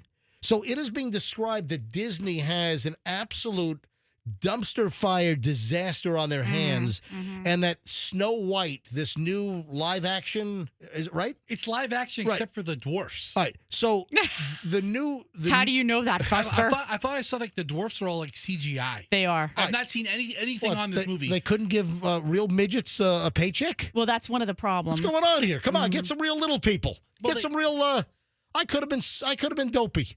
Well, I think some of the little people are in the camp of like, hey, there were roles for us, and what you did was just completely X'd us out. Exactly. And other little people are like, we need to get past, making fun of dwarfs on a screen. And there ought to be dwarf picket lines at the movie theaters. All right, so explain what's going on here. So Snow White came out, and now I'm seeing it could be a $200 million loser for Disney. Well, it's going to be. All right, so do you know what's... It sucks. Okay, well, there we have it. Ladies and gentlemen, Gene Shalit Michelle with the review over here. I mean... Roger Ebert and Michelle. You know, they reinvented the story, so there's a lot of complaint about how it's not really Snow White anymore because now it's not a prince rescuing her. She's Latin American, but, people have a little bit of a political thing about that. But in reality, when I read the stories about it, it has nothing So wait a minute, to do... it's not Snow White girl anymore, it's Snow Latino girl. Yeah. All right. But literally that has nothing to do with why the movie is sucking. I never have any issue with people of different cultures assuming roles. That's fine. I don't have a problem with a hot Latina, I'll tell you that right now. All right, well, that's creepy, but what is creepy about it? I find plenty of Latina women attractive. I don't speak Spanish. That's not the point of any of this. I mean, listen, diversity in roles it's a written role. In fact, if I didn't marry Michelle, I would have found a hot Latina. Okay. All right, back to the movie. All right, go ahead. Probably have killed you by now. Yeah. All right. So basically, I read all these stories about it. It has nothing to do with any of that. Yeah. Basically, they're interviewing viewers who come out of the movie, and they're like, that was awful. They don't like the CGI of the dwarfs. The shining star is her. Everybody says everything else about the movie sucks except for this Rachel Zegler. When she performs, she sings very well. She's acting very well. People don't like Gal Gadot as the evil mom because she's so beautiful. The mom, remember, it's the evil stepmother. Yeah, stepmother. And she's supposed to be hideous and evil and looking in the mirror saying, mirror, mirror on the wall, who's the first of them all? She's supposed to be like, wicked witchy looking. Right. And she's pretty and fair. She's freaking... I mean, look at her. Look at this evil stepmother. The evil stepmother is more beautiful than Snow White. Than Snow White. Yeah. Also, apparently, people really have a problem with Snow White doing a bump of coke off of Grumpy's ass. Yeah, that's where she got the white from. Yeah, exactly. Yeah. Snow White. No. Doing lines. Yeah, listen, they don't call him Sneezy for nothing. Yeah, that was Grumpy. But people are upset about, I guess, the depth of the forest it's in. It doesn't look real. It doesn't. None of it looks real. I mean, here's Yeah. this MJ. I have the trailer pulled up. Here's the seven dwarfs. The dwarfs look like claymation. Well, that's basically, I think, They're what like they look like personified garden gnomes, which I never felt that way during the cartoon. Wow. Right. Anyway, listen to this before I move on. Yeah. Let me cap it with this. So Snow White is apparently going to be a disaster for Disney. Terrible. Listen to this headline from Variety magazine. Disney's Snow White fiasco. Death threats and Zegler's social media guru. She's getting death threats? Who's getting death? No. Who's getting? Gal Gadot got death she's threats getting because, because Rachel Zegler got a little political on her. She's like, go see my movie, and oh, by the way, and she threw in a political message that, and Gal Gadot has been very vocal about what her position is, and so it caused Gal Gadot to get death threats. We've got a Palestinian riff now with a whole Israeli-Palestinian riff. Correct. You know what? They should have had some dwarfs from Gaza. And the thing is, this Rachel Zegler, I read the comments. Are there any midgets in Gaza? No. I'm sure there are. Did they dig all the little tunnels in there? I don't know that there aren't. They're not. I mean, there's a percentage of society that is. I mean, I would think they're in all. But listen, this Rachel Zegler is only 23 years old, and she's out there spouting a lot of, I'm so opinionated and smart, and follow me. Is her career over now? Well, that's what I was going to say. When I read the comments of the articles that are actually, detailing why the movie is so bad. Right. The comments are horrific for her. They're like, "Good luck with your career. You have gone off, and whatever." I mean, careers survive a lot of terrible. They don't though. Well, who's that girl from Grey's Anatomy? The blonde girl. She was in Knocked Up with that guy. Yeah. And she was a little nasty up front, and her career has never ever come back. You're right. So no, there are careers that get. And she's what, 20-something? This girl.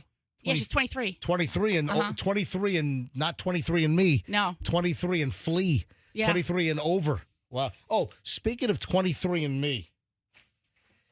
So tons of people tried to recently go onto the 23andMe website to delete their data with all of the uncertainty over the bankruptcy of 23andMe, the ancestry and DNA collection company. So with all the uncertainty and the bankruptcy, people are flocking and fleeing to erase their data, delete the accounts, erase all the data, and their website crashed. 23andMe's site went down as customers struggled to delete data, according to the Wall Street Journal. 23andMe customers rushed to delete their genetic data after the company filed for bankruptcy, facing long wait times and error messages. Yeah, I mean, 20 years of customers are finally pouring back into this site when they're at their financial bottom. Customers expressed concerns about the security of their data under a new owner, despite the company's assurances that its privacy policy will continue to apply. Some customers face difficulties deleting their data, including those with deceased family members who had forgotten their password. Well, listen, that's on you. If you don't have the password, that's not 23andMe's fault. But can you imagine you're like in a whole huff and a tizzy? Oh, my God, I better delete all my DNA, all my data from the 23andMe website. And you get there, the site's crashing. Oh, by the way, MJMorningshow.com was down.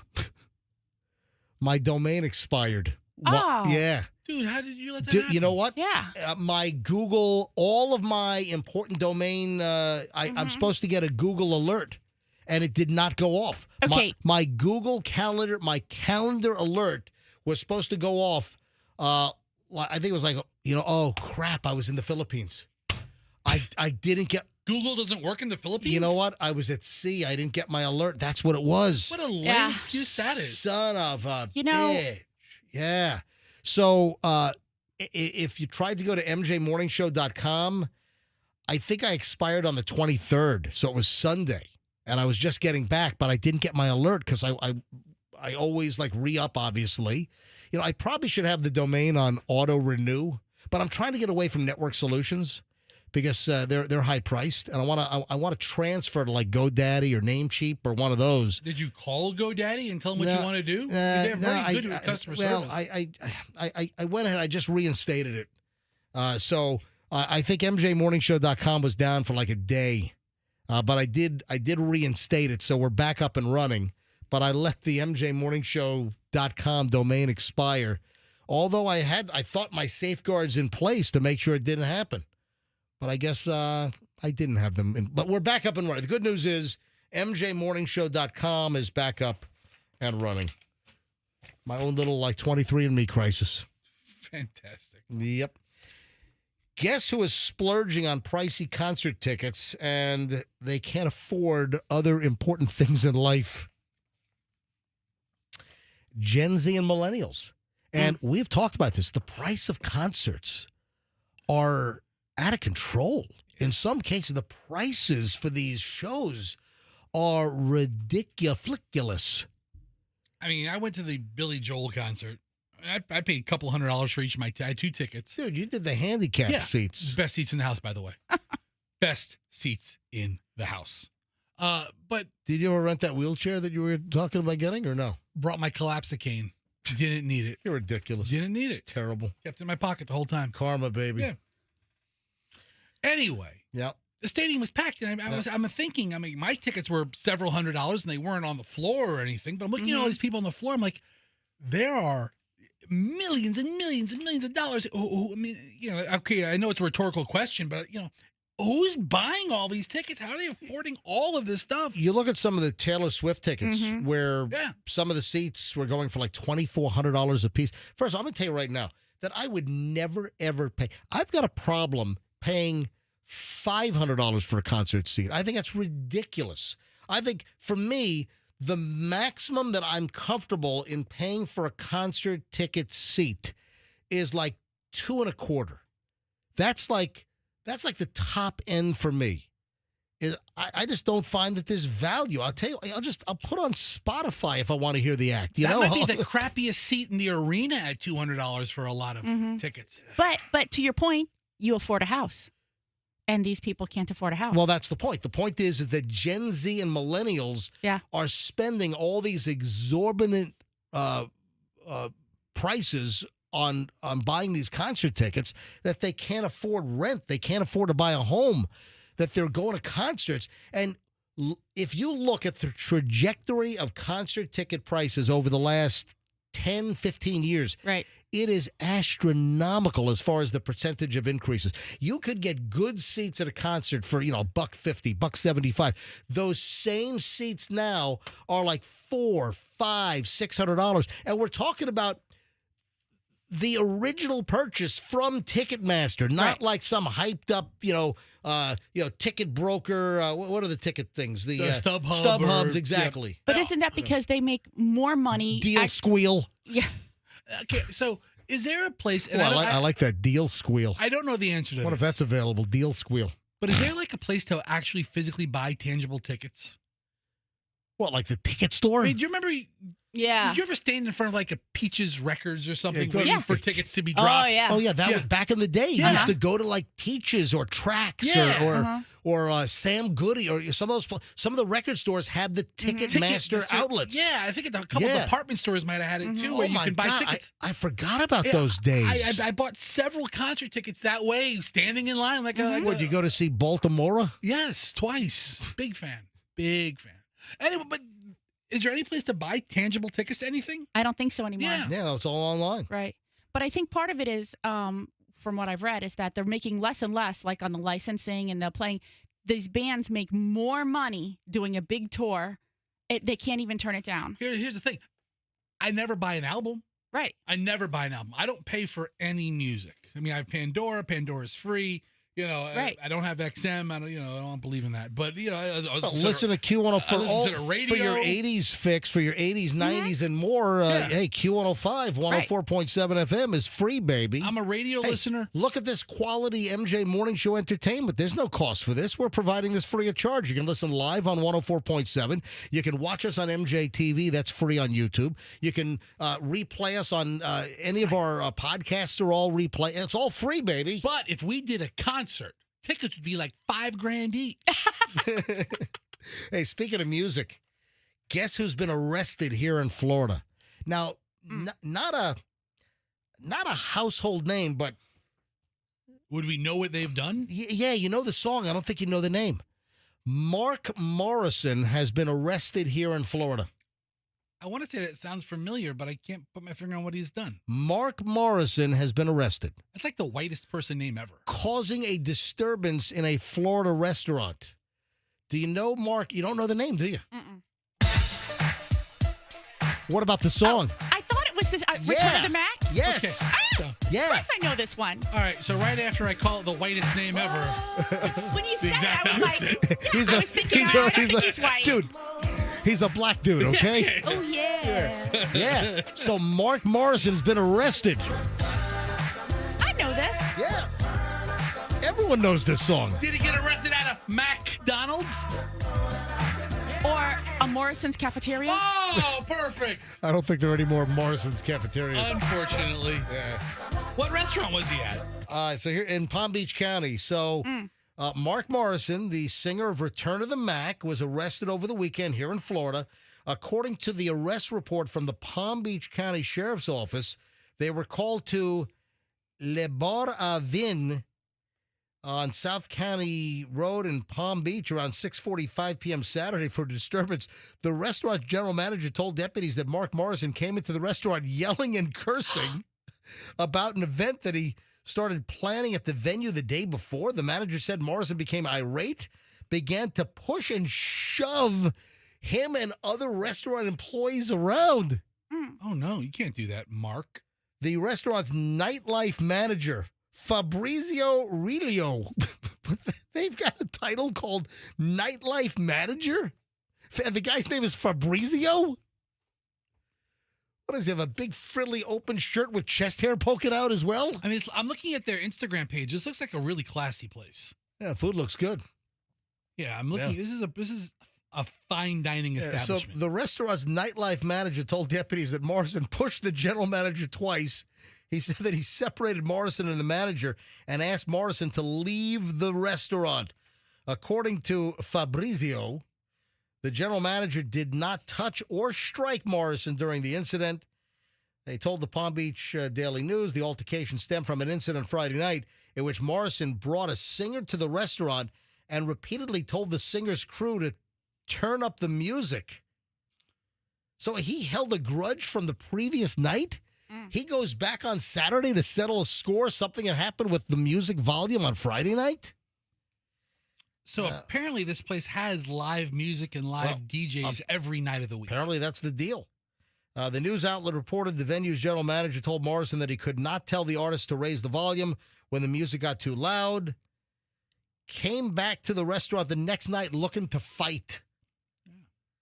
And the Return of the Mac singer...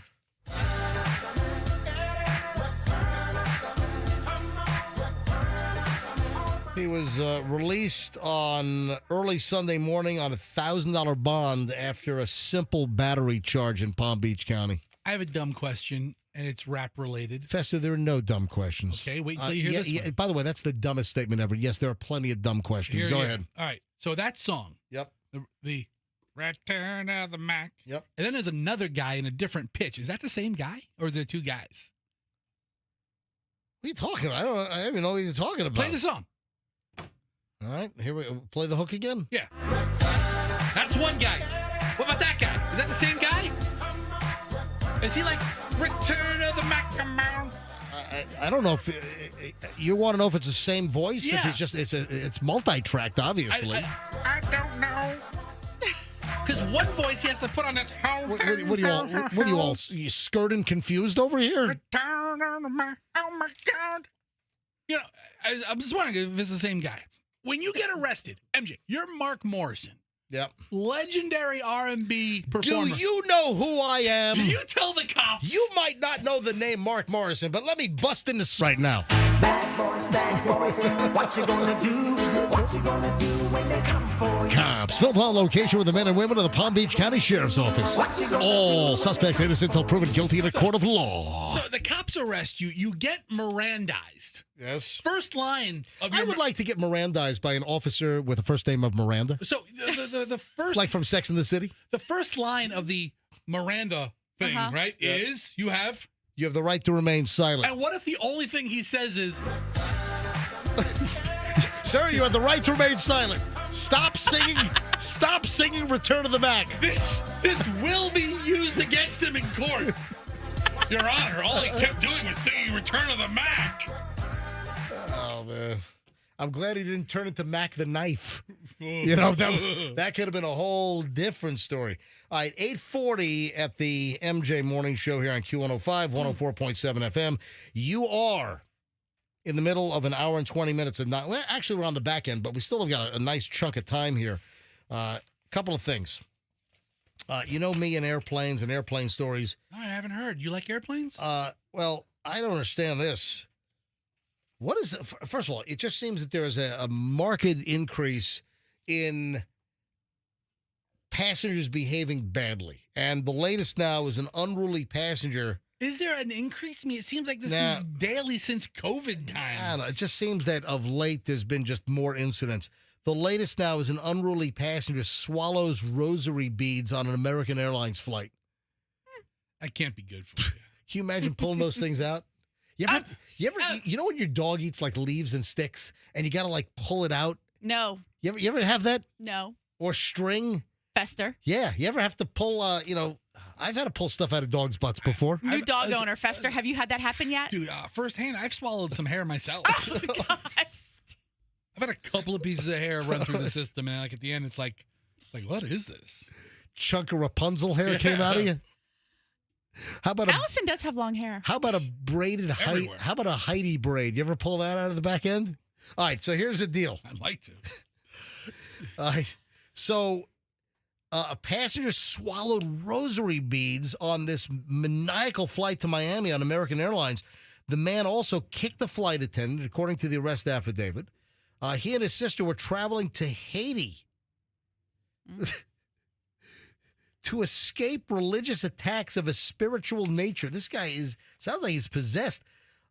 So he gets on this flight less than a minute after American Airlines flight took off from Savannah, Georgia from Miami, and I guess they're en route to Haiti. The passenger began yelling and shaking. Flight attendants initially thought he was having a seizure. Was he like doing some kind of like a self-imposed like my body is possessed by Satan? Something like that? So they think the guy's having a seizure. It turned out he was struggling because he believed a demonic spirit had invaded the cabin. At some point during the flight, he swallows the rosary beads to ward the spirit off. Man, some people are out of their freaking minds. It seems a little extreme. Flight attendant approached the man, Delange Augustine. He kicked one of them in the chest so hard that the flight attendant tumbled across the aisle and into a window on the other side of the airplane. That's when the cabin crew realized that Mr. Augustine, who was traveling with his sister, was not having a medical emergency. And then he how difficult is it to swallow rosary beads? And at the end of the beads, there's usually a cross. Yeah, that's the thing. Right. That's like the whole thing. Yeah. Oh, my Well, he wouldn't know that. I mean, he wouldn't know that. Not firsthand, but he may be in his bank of knowledge. Yeah, they said, I guess he told his sister, close her eyes and pray because Satan's disciples had followed them onto the plane. Okay. Great. Swallow some rosary beads faster? He's unbelievable. Anyway, so like I said, it just seems that these instances and incidents are increasing on flights. And not involving alcohol, by the way. Yeah. No, this was involving satanic spirits. These guys possessed. And pilots that want to take off from the taxiway in Orlando and not the runway. Listen, this guy should have had a drink before the flight. Or Delta flights flipping over in Toronto. Or all kinds of crazy crap going on these days. It's not. By the way, my flights, no incidents whatsoever. No medical episodes, no crazy people swallowing rosary beads, no one pulling lawn darts out of their butt. My flights ran. I was on a total of 10 flights to get to the Philippines, 5 going and 5 coming back, and without a hitch. Very, very nice. Hey, what do you think of this? Woman goes to Trader Joe's on her birthday, and apparently the cashier says, "Yep, this bouquet is on me for your birthday." And then the woman leaves the store and notices that she was charged for the flower bouquet on her receipt at TJ's, at Trader Joe's. Oh, that's weird. Yeah, it is weird. Do they give out free flowers on your birthday? How do they even know it's your birthday? Let me give you the story. A customer shopping at Trader Joe's on her birthday revealed that a worker offered her a free bouquet of flowers. Because, when you walk into Trader Joe's, they have the flowers. Like the first thing you see are the flowers. And I try, when I'm at Trader Joe's and they have Michelle's favorite flower there, which, Michelle, what is your favorite flower? The tulip. Michelle loves tulips. Huh. A lot of times I ask Michelle to plant tulips. Yeah, she will. Yeah. On your grave. Yeah. All right. So Whenever I do see tulips at Trader Joe's, You think of Michelle? well, I usually get her the tulips, but that's terrible. Ellie Hall details the experience in a video and says that she's holding a receipt. She recalls that she went to Trader Joe's, got 6 bottles of wine. The guy's like, must be a big celebration this weekend, and say, thank you for noticing. It's my birthday. And the worker says, hey, let's give you a bouquet of flowers on your birthday. So the worker at Trader Joe's at the checkout stand says, hey, the bouquet of flowers is on me. So I don't know if he went and got the flower, because, in some Trader Joe's, the flowers, from one of the register counters, like the one in South Tampa, if you're at the first register counter closest to the door, it's right there. The flowers are like 10 feet away. So I don't know if the guy just grabbed the flowers and said, hey, happy birthday, these flowers are on me. And then she notices that she was charged for the flowers on the receipt. That sucks. Does Trader Joe even give out flowers? I don't know. They get, you know what? I was just reading a story. They apparently have discretion to give out whatever they want for purposes. Like, so they will give out flowers, or if somebody mentions they just broke up, they might give them a pint of ice cream. So really? Yes, I'm just. Yeah. Hold on. So Trader Joe's employees have the discretion to give away free stuff? Yes. As part of the customer experience? Yes. So I went to Trader Joe's maybe a month ago, the one in St. Pete, not far from the radio station. Right. Right? I don't even know where that one is. It's on 4th Street. Is the parking situation any better than the South Tampa Swan disaster? You know what? Yeah, but it's still weird.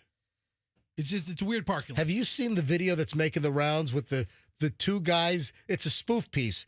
The two guys that designed Trader Joe's, because the Trader Joe's parking lot situation, this is like a problem nationwide. And there's a spoof video that's going around where you got these two dorks that botch up the whole. It's pretty funny. I saw it show up in my Instagram reel. Go ahead. So I go to the St. Pete one in St. Petersburg on 4th Street, and I'm walking out or checking out, and the lady behind the counter, she's very friendly, offers me if I would like a free box of, and this is like maybe in February, a free box of Christmas-themed marshmallows. It was like marshmallows with like chocolate and peppermint on them. Because it's out of season. They can't sell it anymore. Right. And they're like, would you like a box? Yeah. And I'm like, let me give you a product that was for sale 4 months ago, but 5 months ago. It expired like in 8 months. I mean, it's still good food. Right. It's just not holiday time. And I'm like, hell yeah, I want one. Yeah. So I polish them all off. And then my family finds the wrapper in the car. I'm like, where'd you get these, fat boy? You didn't share with the kids. Oh, that's awful. Yeah. Fester. The good part is... That's terrible. Okay, let's focus on the good part. Terrible. Trader Joe's gave me a box of marshmallows that they're trying to get rid of. I could picture them being kind and giving something away. And here's the problem. There's no proof that any of this happened. Yeah. What? All this online stuff, all these quirky online incidents and situations, especially when people are sitting in their car and it's a piece where they're going to put it on their Instagram. I believe none of it. Yeah. I believe it's I don't think Trader Joe's clerk said, I'll give you free flowers, and then bills are $6.99 for a bouquet. Right. I don't believe it either. I think she bought the bouquet. She manufactured the stuff. I don't believe any of the. I believe influencers or social media people as much as I believe reality TV. Social media idiots. Yeah. There's a lot of people that are just creating content and they're fabricating stuff. Listen, what do you think? I'm an idiot? Of course I know that some stuff is real and some stuff is fake. You got to try to. That's why it's so difficult to navigate life these days. Back to your point about you being an idiot. I mean, two things can be true at once. Yeah. But look at social her media face. could be completely faked. MJ could be a little dim sometimes. I feel like that's fake acting. All right, listen to this. Speaking of candy, and maybe you didn't give your kids the marshmallow candies from Trader Joe's because you're concerned about cavities, right? Listen to this. A woman goes to the dentist and finds out she has 15 cavities. Then she goes to another dentist for a second opinion. Boop! Not even close. Holy crap. She had 25. You know what? No, had less. No, but it went the other way. But no, We're gonna have to pull them all, ma'am. This reminds me of something similar, though. The woman goes to the dentist. She's trying to like float this on social media, trying to get an opinion here. She was told by her original dentist that she had 15 cavities, but when she went looking for a second opinion, the results were totally opposite. The second dentist told her she had only 2 cavities. Does this ring a bell? Does this ring just... when I saw this story yesterday, that woman goes to one dentist, 15 cavities. Next dentist says, nope, you only got 2. Immediately, ding, ding, ding, ding, ding. Bell goes off in my head. Fester, let's see how good your memory is. Okay. Can you hang with the MJ? Probably not. But is it a story of like a young dentist buying a practice? Nope. All right. I remember reading a story of a newer dentist buying a retired dentist practice. Former. Listen. Yeah. Oh, locally? No, I don't know if it was local or not, but I remember hearing a story or reading about a younger dentist finally establishes himself enough to buy a retiring dentist's whole book of business and meet the patients and become the new dentist in that building. But then he was creepy and nobody wanted to go to him. And then, okay, that's not the story I was thinking of either. Oh, that's a story. That's a whole different story. All right. So hold on. Let me just tell you the story. Where you go? That's a true story. Intern. There was an MJ morning show intern. Do you remember the story? No. Was it one of our best interns or just some jag? The intern turned into Kane's wife. Natasha. Oh, Tasha. That's right. Natasha, she had told the story on the air. She went to the dentist and had 27 cavities. Listen, you got 32 teeth in your mouth. How do you have 27 cavities? So I remember the story like it was yesterday. So she claimed on our show she had 27 cavities, and that's like, oh my God, that's disgusting. So then, like a week or 2 later, she says that she went to a different dentist and had none. 0. Oh, that's terrible. 0.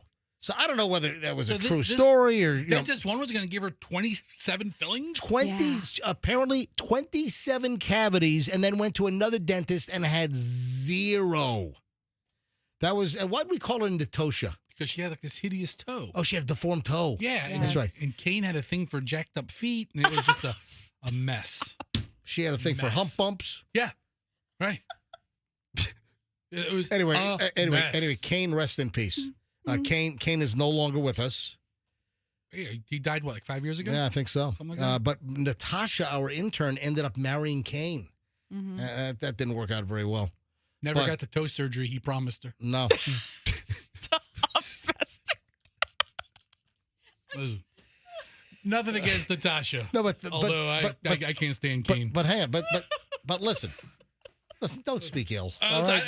Listen, dead or alive, I'll tell you right now. Yeah. I mean, Who cares? I'll if I knew where he was buried. Yeah. We stop. I drink a big Although gulp. he was always plotting to destroy the MJ morning show. All right, so hold on. Hang on. But when I saw the cavity story, Good call, Tommy. All right, hey. 8:54 at the MJ Morning Show. Doug quits like the next month, right? Almost. This brings to a close. All those guys, man, they can screw themselves, man. This brings to a close over an hour and 20 minutes of nonstop MJ. And man, let's shipping a show from Washington. You know what? Fester's my hero. Dumbest people ever. Dumbest programmers ever. Yeah, they made some stupid mistakes over across the street. All right, 8:54 at the MJ Morning Show. When we get back, the 9 o'clock hour is on. You're not going to believe the recall affecting the villages up north. What a village's recall? Is there like an artificial hip or something? You got to hear this. Also, vibrators? Also, hang on a minute, guys. I'm running late here. Hold on. And then an Uber gets pulled over. You're not going to believe what the passenger witnesses as his Uber driver gets pulled over. This is unbelievable. If you hear one thing today, you hear this next on the MJ Morning Show here on Q105. Stand by.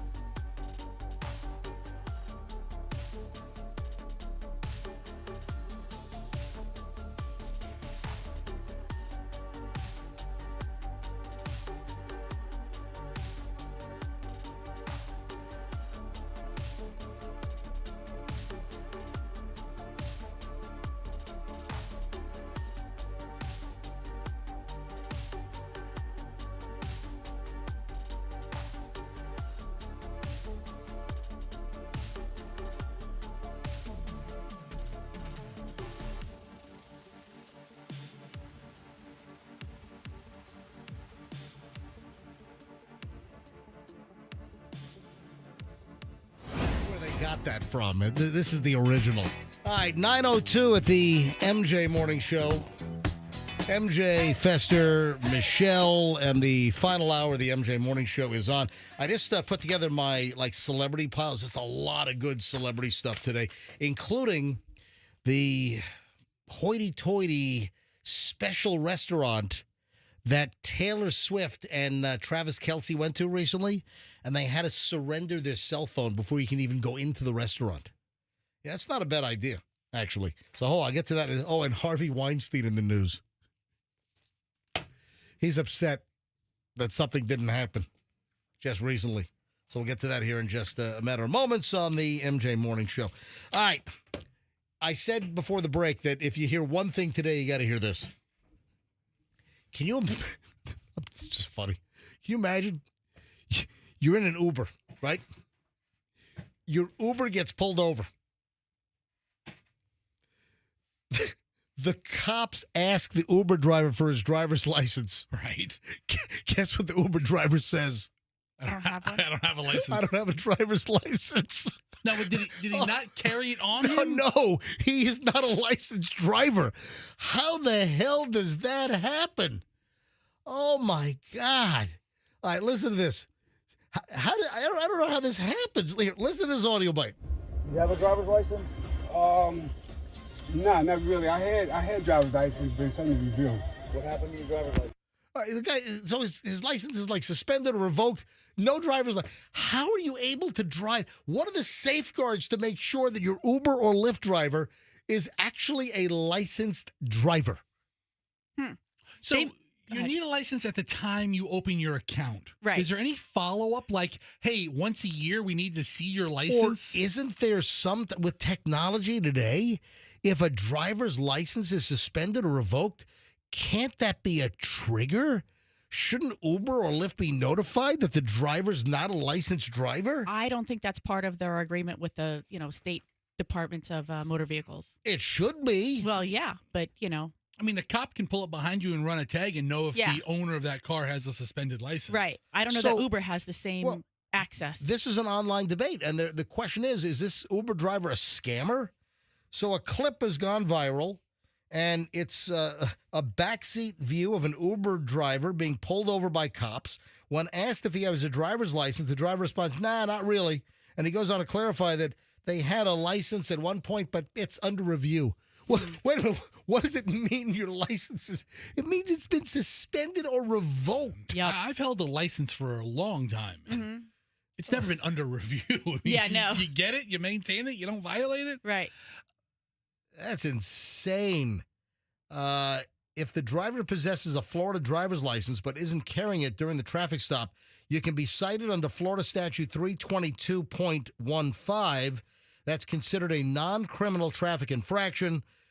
Punishable as a moving violation. If he presents a valid license to the court, the charge may be dismissed upon payment of the court costs. But if the driver has never been issued a valid driver's license, this constitutes a second-degree misdemeanor. Penalties for that offense could include up to 60 days in jail, 6 months of probation, a fine of up to $500. Repeat offenses can result in more severe consequences. But can you imagine your Uber driver's pulled over and they have no valid driver's license? I mean, do they have random testing of their drivers? It seems like something they'd want to look into. Do you really know who is picking you up? No, you have no idea. And listen, I know that there are a lot of Uber and Lyft drivers that listen to this show, and there are a lot of really, really good, law-abiding, great drivers that are out there. Sure.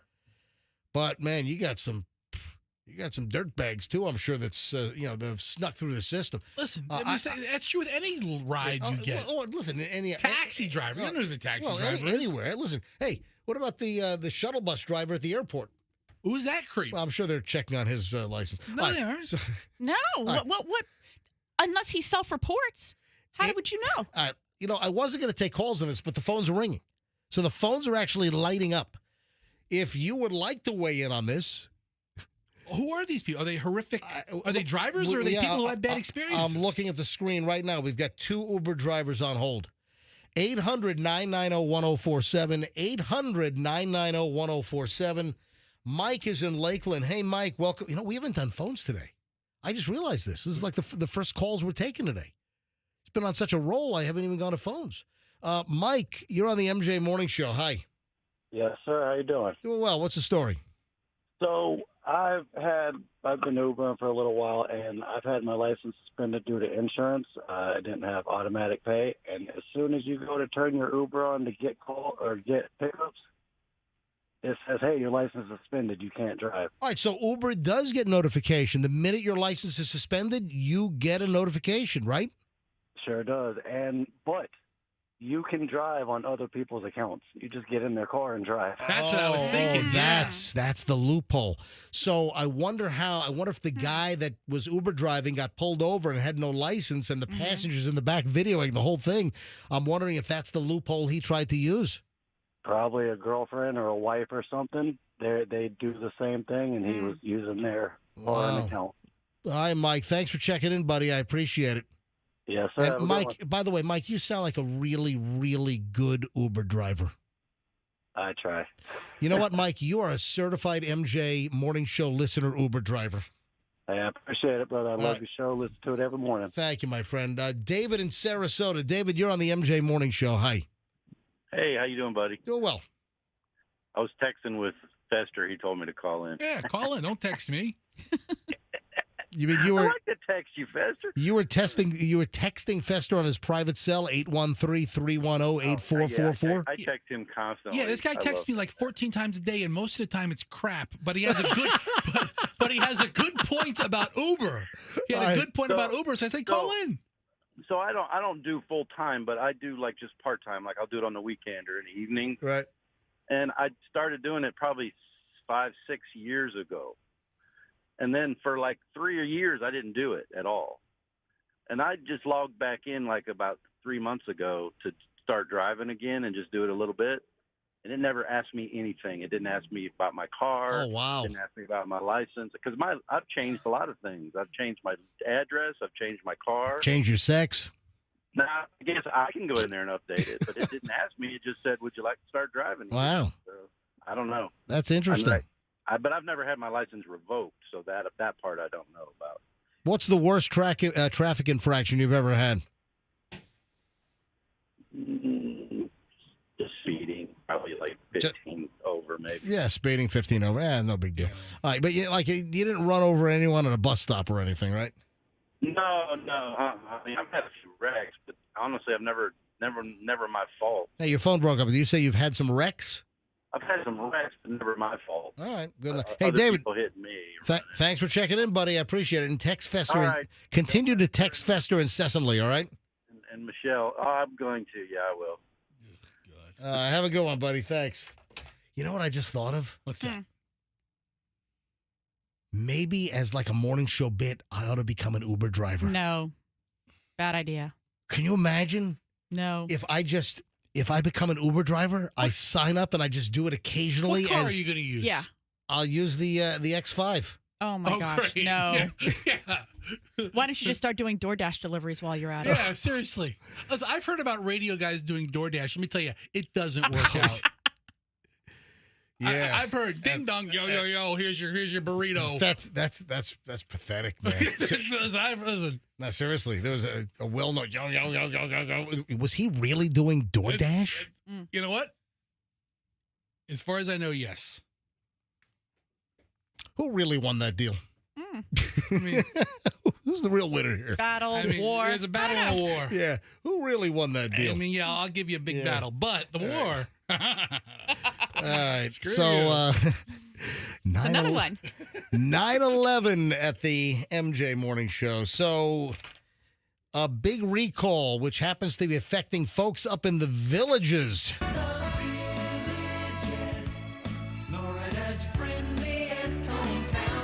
What is a recall on a product that will have villagers scrambling?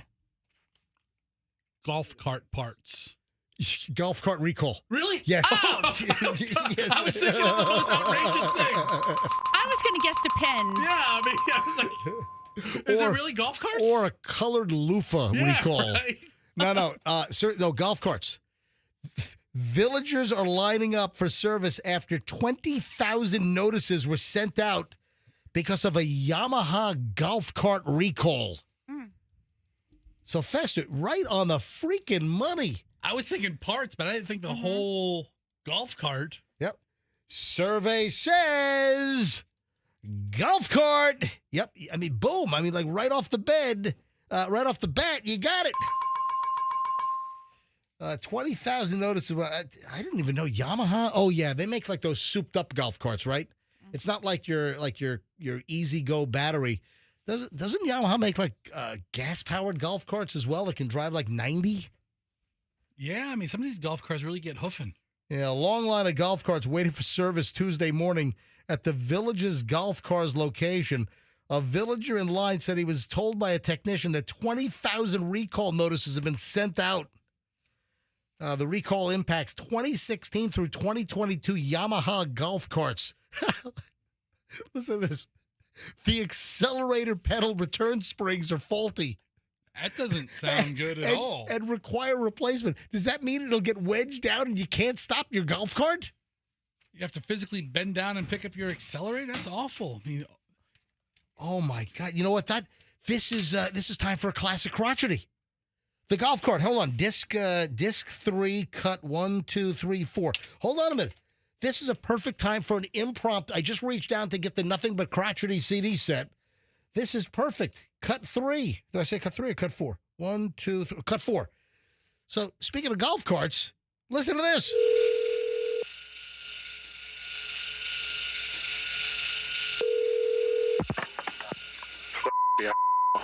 Oh, thank God you've answered. We've got problems.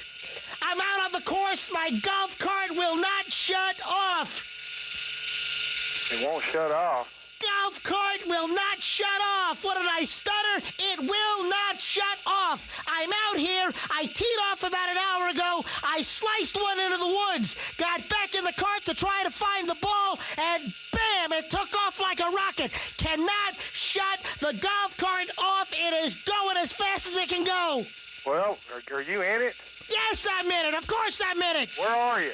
I was at 3. I don't know where the hell I am now. I'm a mile away. Okay, I'm coming out trying to find you. Hold on a sec. How do I shut it off? Help me through this first. Hit the brake. I mean, I'm weaving, I'm swerving, I'm trying to avoid hitting other golfers. Hit the brake. Hang on a minute. Hitting brake. Nothing's happening. Okay, reach down there and turn the key off. Oh, like I'm a moron. That's the first thing I tried. Hold on a sec. Trying again. Listen to this. Just turning, doing absolutely nothing. Okay, grab the handle down there, the black handle, and pull it up to the middle. Black handle. I tried that. It snapped off in my hand. The whole thing broke in half. I threw it out of the cart. Okay, I'm on my way. What else should I do? Hold on a sec. Don't leave me yet. I am swerving and weaving. Only, sir, look out. Sir, look out. Look out. Holy crap. I just mowed him over. Did this cart stop? No, it's keeping going. Well, get out of it. What? Little louder. What'd you say? I said I would try to jump out of the cart. Okay, ladies, look out. Ladies, look out. Don't you... I think I killed them. Jump out of the cart. I can't jump out of the cart. I don't know where it's going to go. I'm on my way then. Hold on a sec. I got the water coming up. I got the lake coming up. Should I run it into the lake? Run it into the lake. Hey, here we go. Oh, my God. Here we go. Hello? I'm in the water. Can you get out? What? Can you get out of the water? I'm trying. Okay. The cart is completely ruined. I'm coming out to get you. I cannot swim. I cannot swim. Get out of it. Help. I'm going under.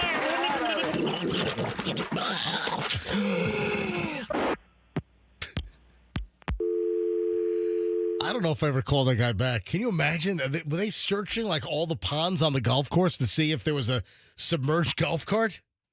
Yeah, I think I called them back because that guy was coming out.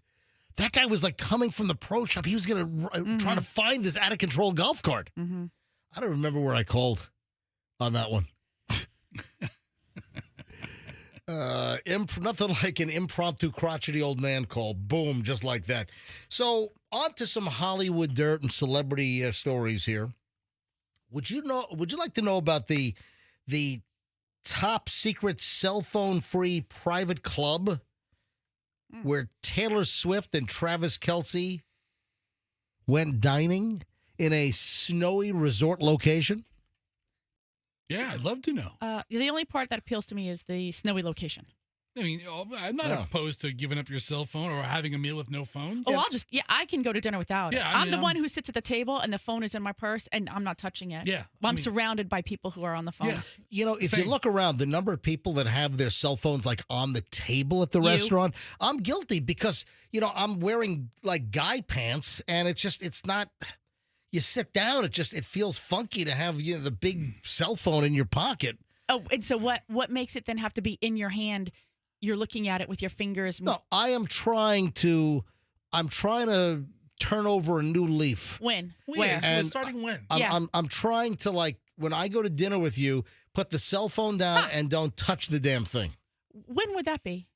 Now. Okay. Starting today. Because we haven't been to dinner in like the last 2 weeks.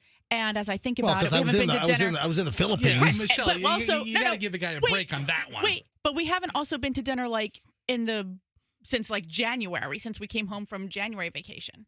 We have not, like the two of us have not been out to dinner. You know what? So when would you be, if it's a New Year's resolution, you're just avoiding the whole matter by not going to dinner. It's just a new resolution and he's starting today. You know what? We have been in sort of just a pattern where we have not been out to dinner a lot recently. Yeah. Just because of just events and things that have popped up. You can't do it without your phone. Yes, I can. All right, the challenge is on. All right, I'm gonna make sure that I have nothing to do. And can I do the story here? Do the story, please. Let's hear. So page 6 has this: that Taylor Swift and Travis Kelce dined with sportscaster Erin Andrews. Okay. So Erin Andrews is hanging with Taylor Swift and is that connection through? It's got to be connection through Travis Kelce and not Taylor Swift. Yeah. Since Erin Andrews is an NFL sideline reporter. I'm sure there's a lot of friendships that have emerged through this. And Erin Andrews, a Tampa Bay native that grew up listening to the MJ Morning Show. She went to Bloomingdale High School. She did. And seriously, I've had conversations with her and Steve. Steve Andrews, formerly of News Channel 8. Widely respected reporter. Absolutely. He was fantastic. Great reporter. And, he retired some time ago and always would tell me, that Erin listened to the MJ Morning Show totally. In fact, she says that she owes her entire career to me. Okay, that's not the case. In broadcasting. I don't think so. I think it's a stretch. So I think she says she owes her career to her internship at the Lightning. Yeah. That's where it got started. Taylor Swift and Travis Kelce, they dined with Erin Andrews at the elusive Auric Room 1915 restaurant inside the ultra-private, members-only Club Lone Mountain Ranch in Big Sky, Montana. Remember, we drove through Big Sky, Michelle. Mm-hmm. It's an intimate Western-inspired supper club that also has a speakeasy, perfect hiding spot, no cell phone policy to protect the privacy of guests. That's cool. In fact, guests are required to either leave their cell phones in their cabins or check them at the host stand upon entering the hotspot. What, they're going to kick you out if they see you pull out your phone? You know what's going on is the host stand, you drop your phone off, and they're like downloading all the crap out of Taylor Swift's phone. Straight to China. Yeah, right to China. Yep. Big China spy operation That's all going it on. is. Yeah. So with the practice is heavily enforced, no cell phones. Diners have access to a house phone for emergencies or essential matters. Yeah, the eatery, steeped in Montana heritage, is only accessible through a hidden doorway, which requires a confidential access code. There's no way you and I are getting into this place. No. Yeah, once inside, patrons can enjoy the gorgeous private booths and banquets, Banquets, yeah. Banquets, Yeah. as well as a cozy bar, a private kitchen, and a cigar terrace with stunning views of the resort. Yeah, sounds like a great place. Look at that. The dress code requires gentlemen to wear long pants. I'm out. Oh, really high dress code they have there in Montana. I have to wear pants. And denim can only be worn if it's not ripped.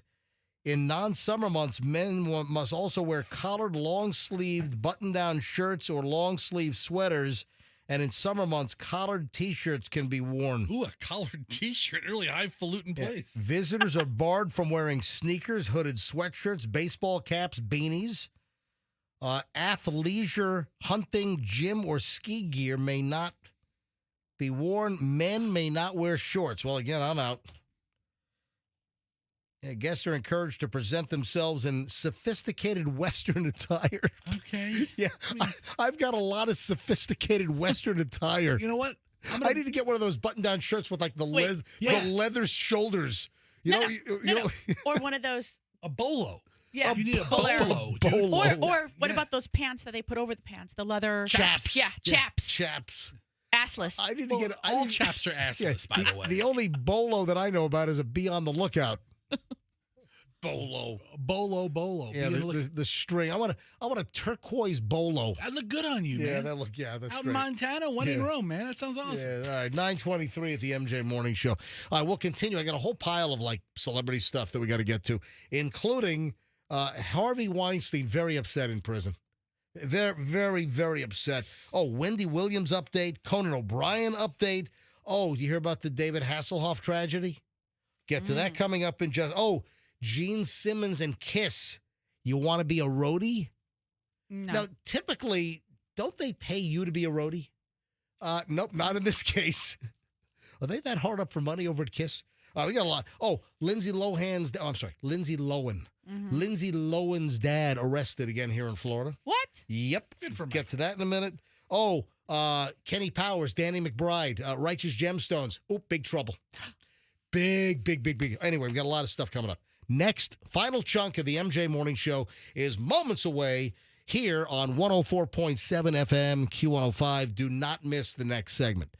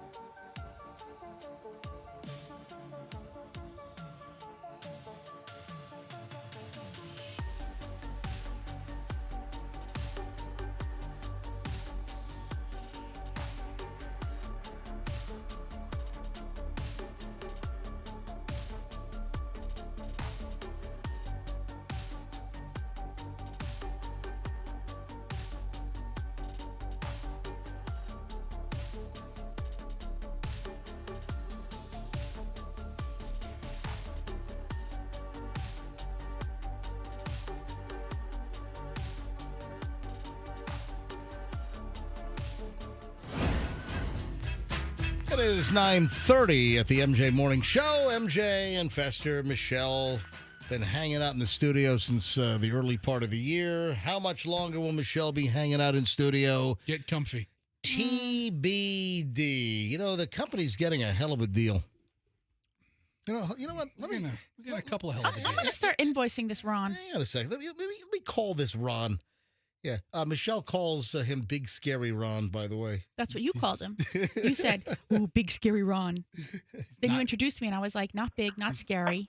So nice and pleasant. Hey, see who's on line 4. I just picked up a line and picked up a hot line. All right.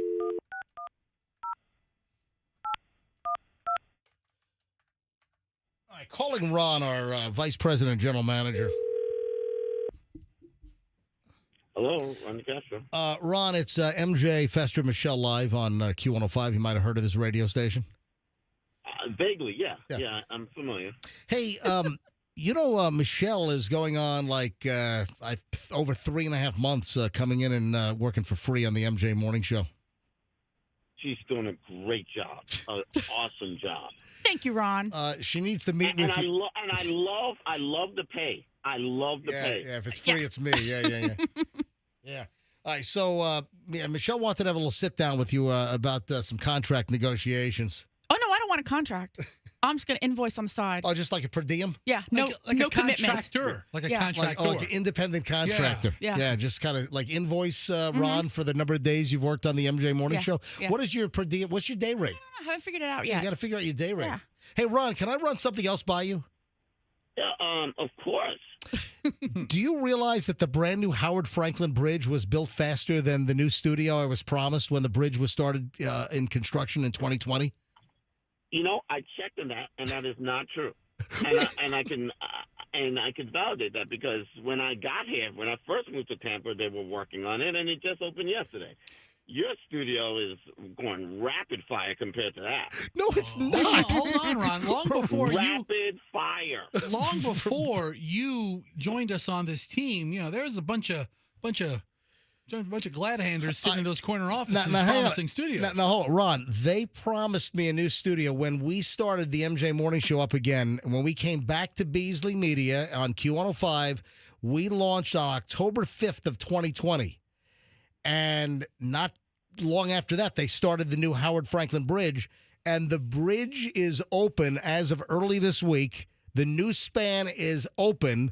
The MJ Morning Show still has no new studio.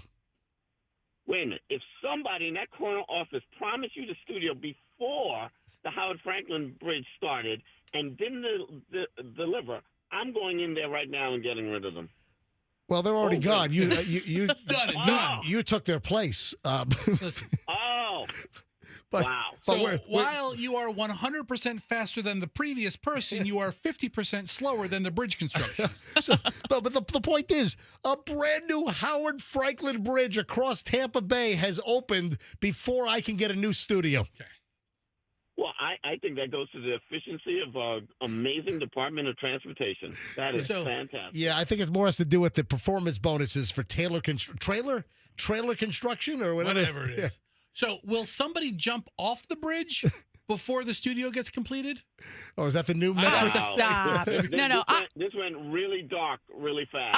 I like how Ron turned that around before. He said it's congratulations to the construction company, and he's got such a positive attitude. Guess what? We're going to have a ribbon cutting ceremony in the new MJ Morning Show studio. Yeah, it sounds like fun. Who should we have at the... I think we're 28 days away from you walking into that brand new palatial studio. That is the new promise. I heard this yesterday.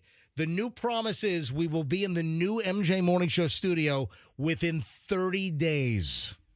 30 calendar days or 30 business days, Ron? Because that buys you 2 more weeks. Is that the Roman calendar, the Gregorian calendar? Which calendar is that? Chinese calendar. It's the Chinese. I have no comment on the situation. Great. All right. Thank you, Ron. You're quite welcome. Anytime. Have a nice day. All right. So, I mean, honestly, Ron's not the one swinging hammers in there, right? All right. Harvey Weinstein is very upset. Is he? What, they take his plant away? I mean, No. What does he have to be upset about? They did not celebrate his birthday at Rikers. Do they? Yeah. I mean, if you're in prison, do they acknowledge birthdays? I didn't think so, but Harvey Weinstein had a birthday in Rikers. Oh, I'm so sad that Harvey, instead of happy birthday, happy sexual assault day to you? Happy sexual assault day to you. Really. I had a friend that served 2 years in a minimum security federal penitentiary. Who's that? A guy named Ron. Not this Ron, a different Ron. Right.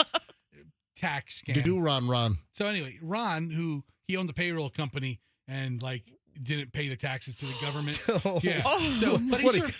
Well, hold on. He ran a payroll company. They took taxes out and he kept the tax money instead of giving it to the government? He says the son-in-law did it, but he took the rap for it. Anyway, gets sentenced 2.5 years, served it up in the Panhandle, and he was with a Louisiana congressman. Anyway, my point is, he said they acknowledged. Oh, that was a Fed rap. Yeah, it was federal. Fed rap, He acknowledged because the clients were from cross state lines. Anyway, that's not here nor there. He said they acknowledged. No, but listen, if you're messing with IRS taxes, that's just instant. It doesn't matter about cross state line. That's a federal tax rap. So, anyway, he served in the Panhandle. Now he's friends with the Louisiana congressman that was bunking next to him. Anyway, he said in their minimum security prison, they acknowledged holidays and important days. They would have a piece of pumpkin pie or something on Christmas or Thanksgiving or something. Really? Or they would have a Thanksgiving-inspired meal. They recognize holidays. Yeah, but never anything. Never asked him about birthdays in prison. Ask him. What is Harvey expecting them to do in Rikers for his birthday? Well, he wants a girl to pop out of a cake. Harvey very upset. Speaking of incarcerated individuals, guess who wants a laptop in jail? Oh, so many people. Guess this is a very high-profile recent case involving healthcare. Healthcare? Well, you said jail. Dude, Luigi Mangione. Come on. Okay. Yo. I was thinking Diddy. How's Diddy tied into healthcare? I mean, I heard the benefits of baby oil, but I didn't know. Luigi Mangione is asking for a laptop in jail, but for legal purposes. Not for communicating. Oh, really? He doesn't want to communicate with his huge fan base? I mean, how sick and morbid is that? I mean, how sick? Luigi Mangione, who, regardless of what you think of healthcare in the United States these days, and I've had my issues. Healthcare companies not paying out claims and, trying to drag you out and making it as difficult as possible. Listen, I've had my issues with healthcare and health insurance that I've had at various radio companies, but in no way is it justified, murdering a healthcare company CEO in cold blood on a New York City sidewalk. But Luigi Mangione wants a laptop in jail for legal purposes. In court filings, which were made public late on Monday, Mangione's lawyers proposed that he get a laptop configured solely to let him view a vast amount of documents, video, and other material in the case surrounding the shooting. Yeah, I don't think they have Wi-Fi that beams through the prison blocks, do they? Probably not. I redact myself from this conversation. Why are you redacting yourself from the conversation? Free Luigi. All right. Yeah, I'm on Luigi's side, man. Sorry. We disagree.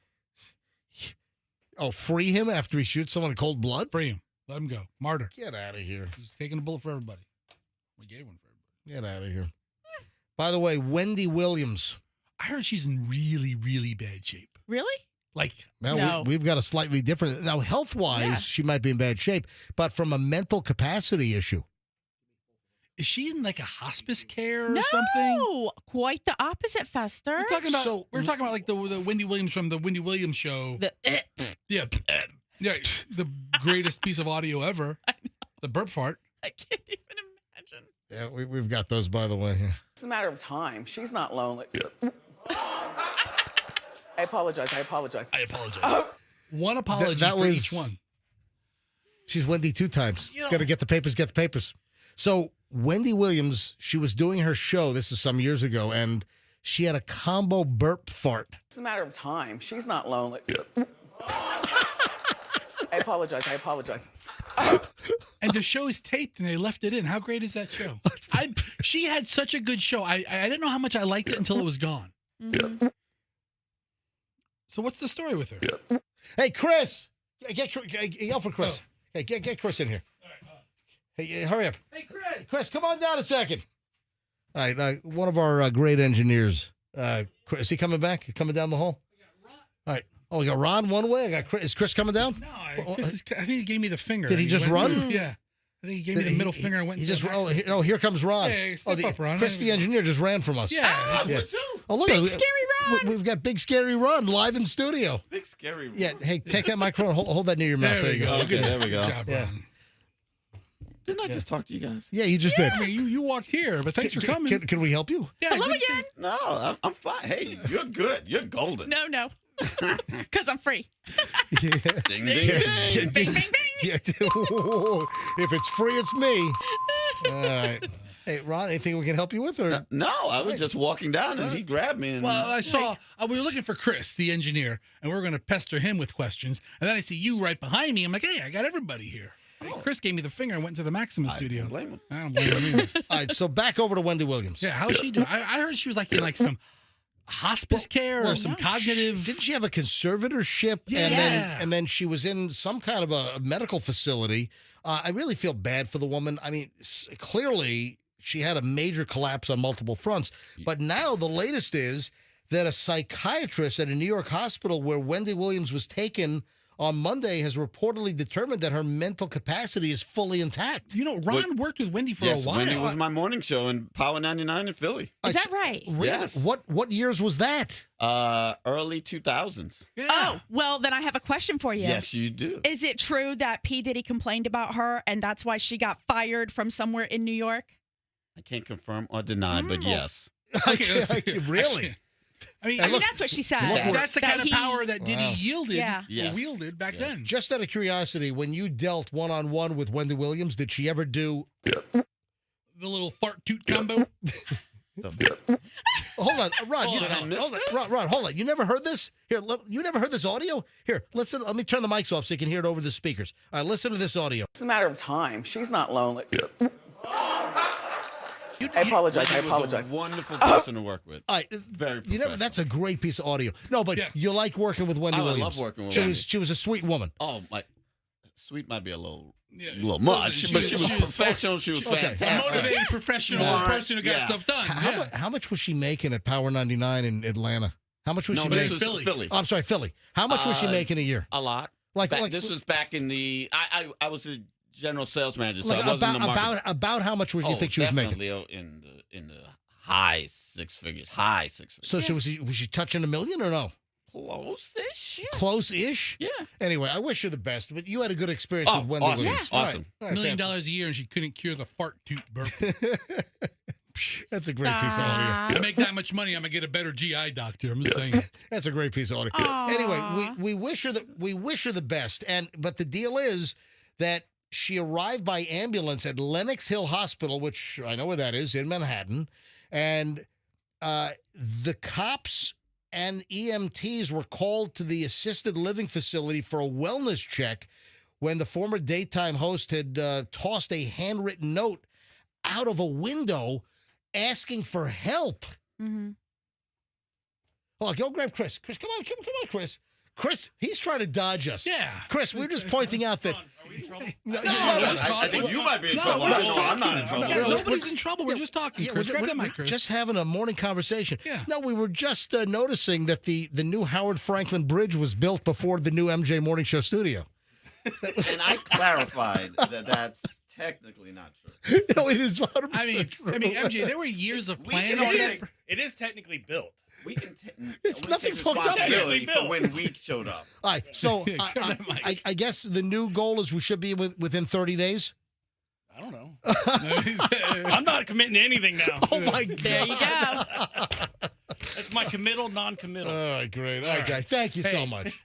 Great to see you Chris, guys. Thanks for all your hard work. Get the hell out of this. Thanks Get for the everything hell you out of do. this dumpster fire studio, would you No. please? See you, buddy. All right, have a nice day. Good guys. A couple of things here. No, Ron worked with Wendy Williams. I forgot that. Yeah, he worked with Wendy. All right. Hey, Conan O'Brien is going to be back to host the Oscars next year. Because remember, I said the guy did an amazing job. I like Conan O'Brien. I've always liked Conan O'Brien. See, and when I came in on the Monday after the Oscars, and what? Did you just say you've always liked Conan O'Brien? I have. That's not true. I didn't like what they did with Jay Leno and him. You didn't like him. You wouldn't watch him. You're a liar. I'm not a liar. You're advising. Gaslighting. Gaslighting. Hold it. The evolution of Conan O'Brien after his talk show, which I always felt was a little quirky. I love it. Once he made it to like TNT and he already lost the Tonight Show and he didn't care about much and he was like balls out all the time. I really like his whole act is quirky. Yeah. Anyway, I said that Conan O'Brien did an amazing job hosting the Oscars, and obviously they thought the same over at ABC or whatever because they've already booked him to do the Oscars next year. Hey, David Hasselhoff's ex-wife Pamela Bach died. I guess, was this while I was in the Philippines? This didn't make big Philippine scuba boat news. No, it didn't make big news in America either. Pamela Bach's cause of death, and Pamela Bach, she was seen running in that red one piece on the beach in Baywatch Open, right? Was she a Baywatch babe? Was she Baywatch? I don't know. I don't think so. Hold on, Pamela. I thought she was Baywatch. No, I have no idea who she is. Yeah. I saw Pamela Bach. No, I thought Pamela Bach was. What did she do? What was her claim to fame? Bring up her Wikipedia. So Pamela Bach died.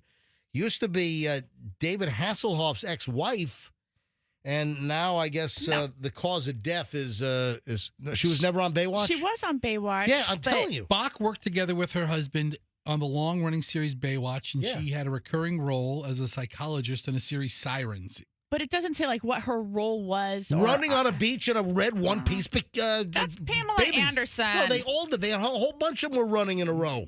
Yeah. Remember the opening of Baywatch? They were all running side by side on like a Malibu beach. Okay, but she was like not obviously very memorable. Come on. Yeah, she had bit Yasmin parts. Bleeth was more memorable than Pamela Bach. Yasmin, what's her last name? Bleeth. Bleeth.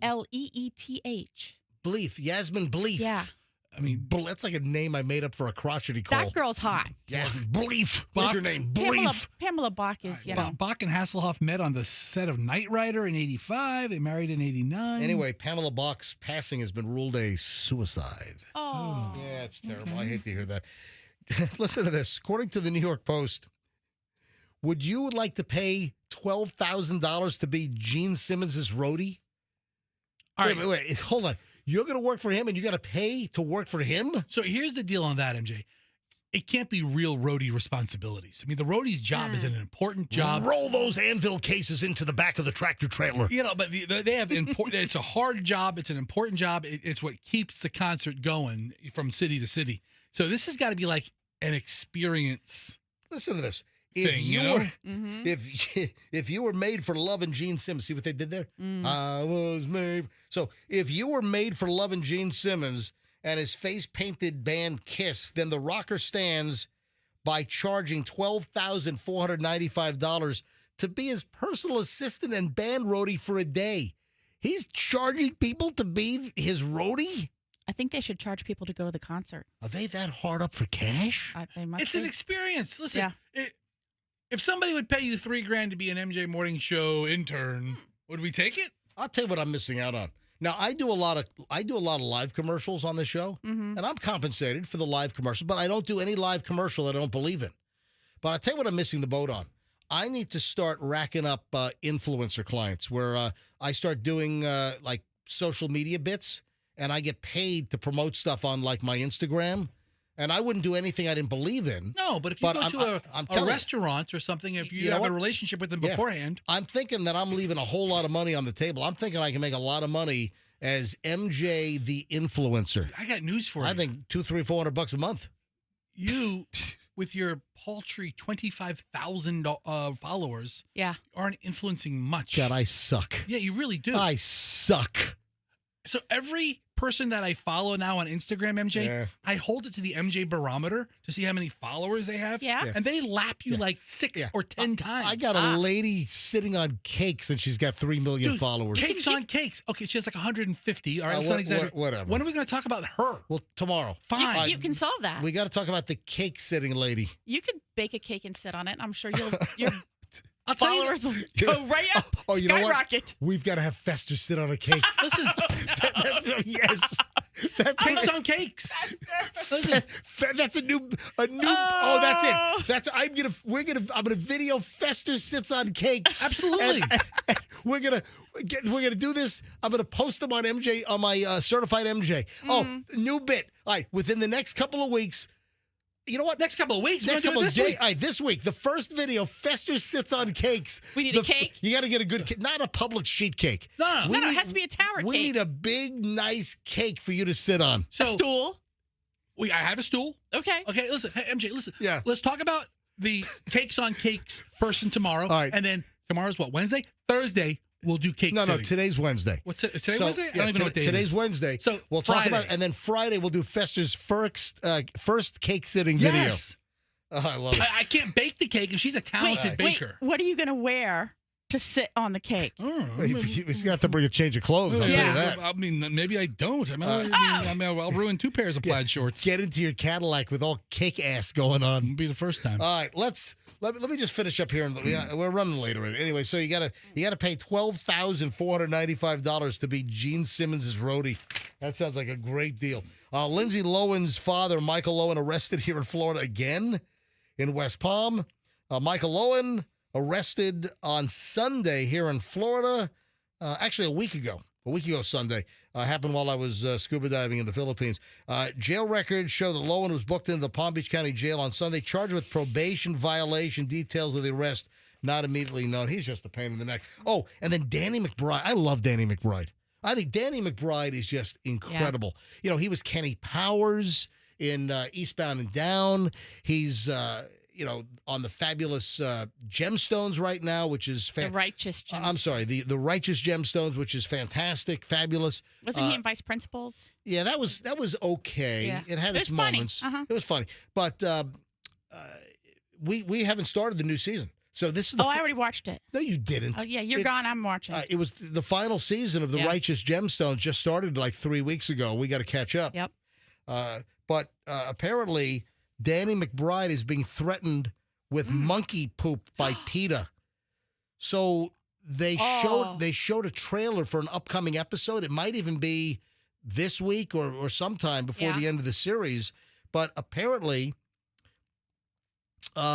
PETA's upset that the Righteous Gemstones apparently use real monkeys in a scene, which I believe is upcoming on the Righteous Gemstones. PETA tells TMZ the organization is threatening to send McBride fake monkey poop. Ooh, we're upset. We're going to send fake rubber monkey poop. Can you buy fake rubber monkey poop on Amazon? Oh, I'm sure you can. Oh, that's really going to upset his apple cart. Yeah. That's making a statement, all right. I think that guy's a genius. I would love to. I'd like to have a dram with him, man. I would love to hang with McBride. He's a genius. You know, he writes this stuff. He conceptualizes this stuff. Oh my God! I don't know if this is monkey poop. Fester just found fake poop for sale online. I mean, this is. Oh my God! That is disgusting, Fester. Oh, this is a 4.2 stars. Who didn't give it a 5? Oh my God, that's awful. Fester's like ordering fake poop from Amazon right now. Anyway, so Peter, come on. Oh, you're really going to make an impact on Danny McBride's life because of them using a real monkey in a scene. Give me a break. All right, we got to roll. Andrew's giving me the wrap-up sign. We're running. We got a jet.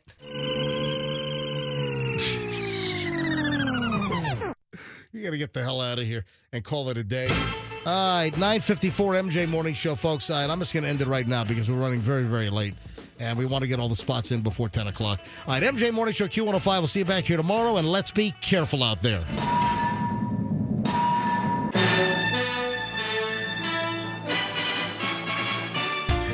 Hear the latest MJ Morning Show podcast on the Q105 app, powered by Anna Jar and Levine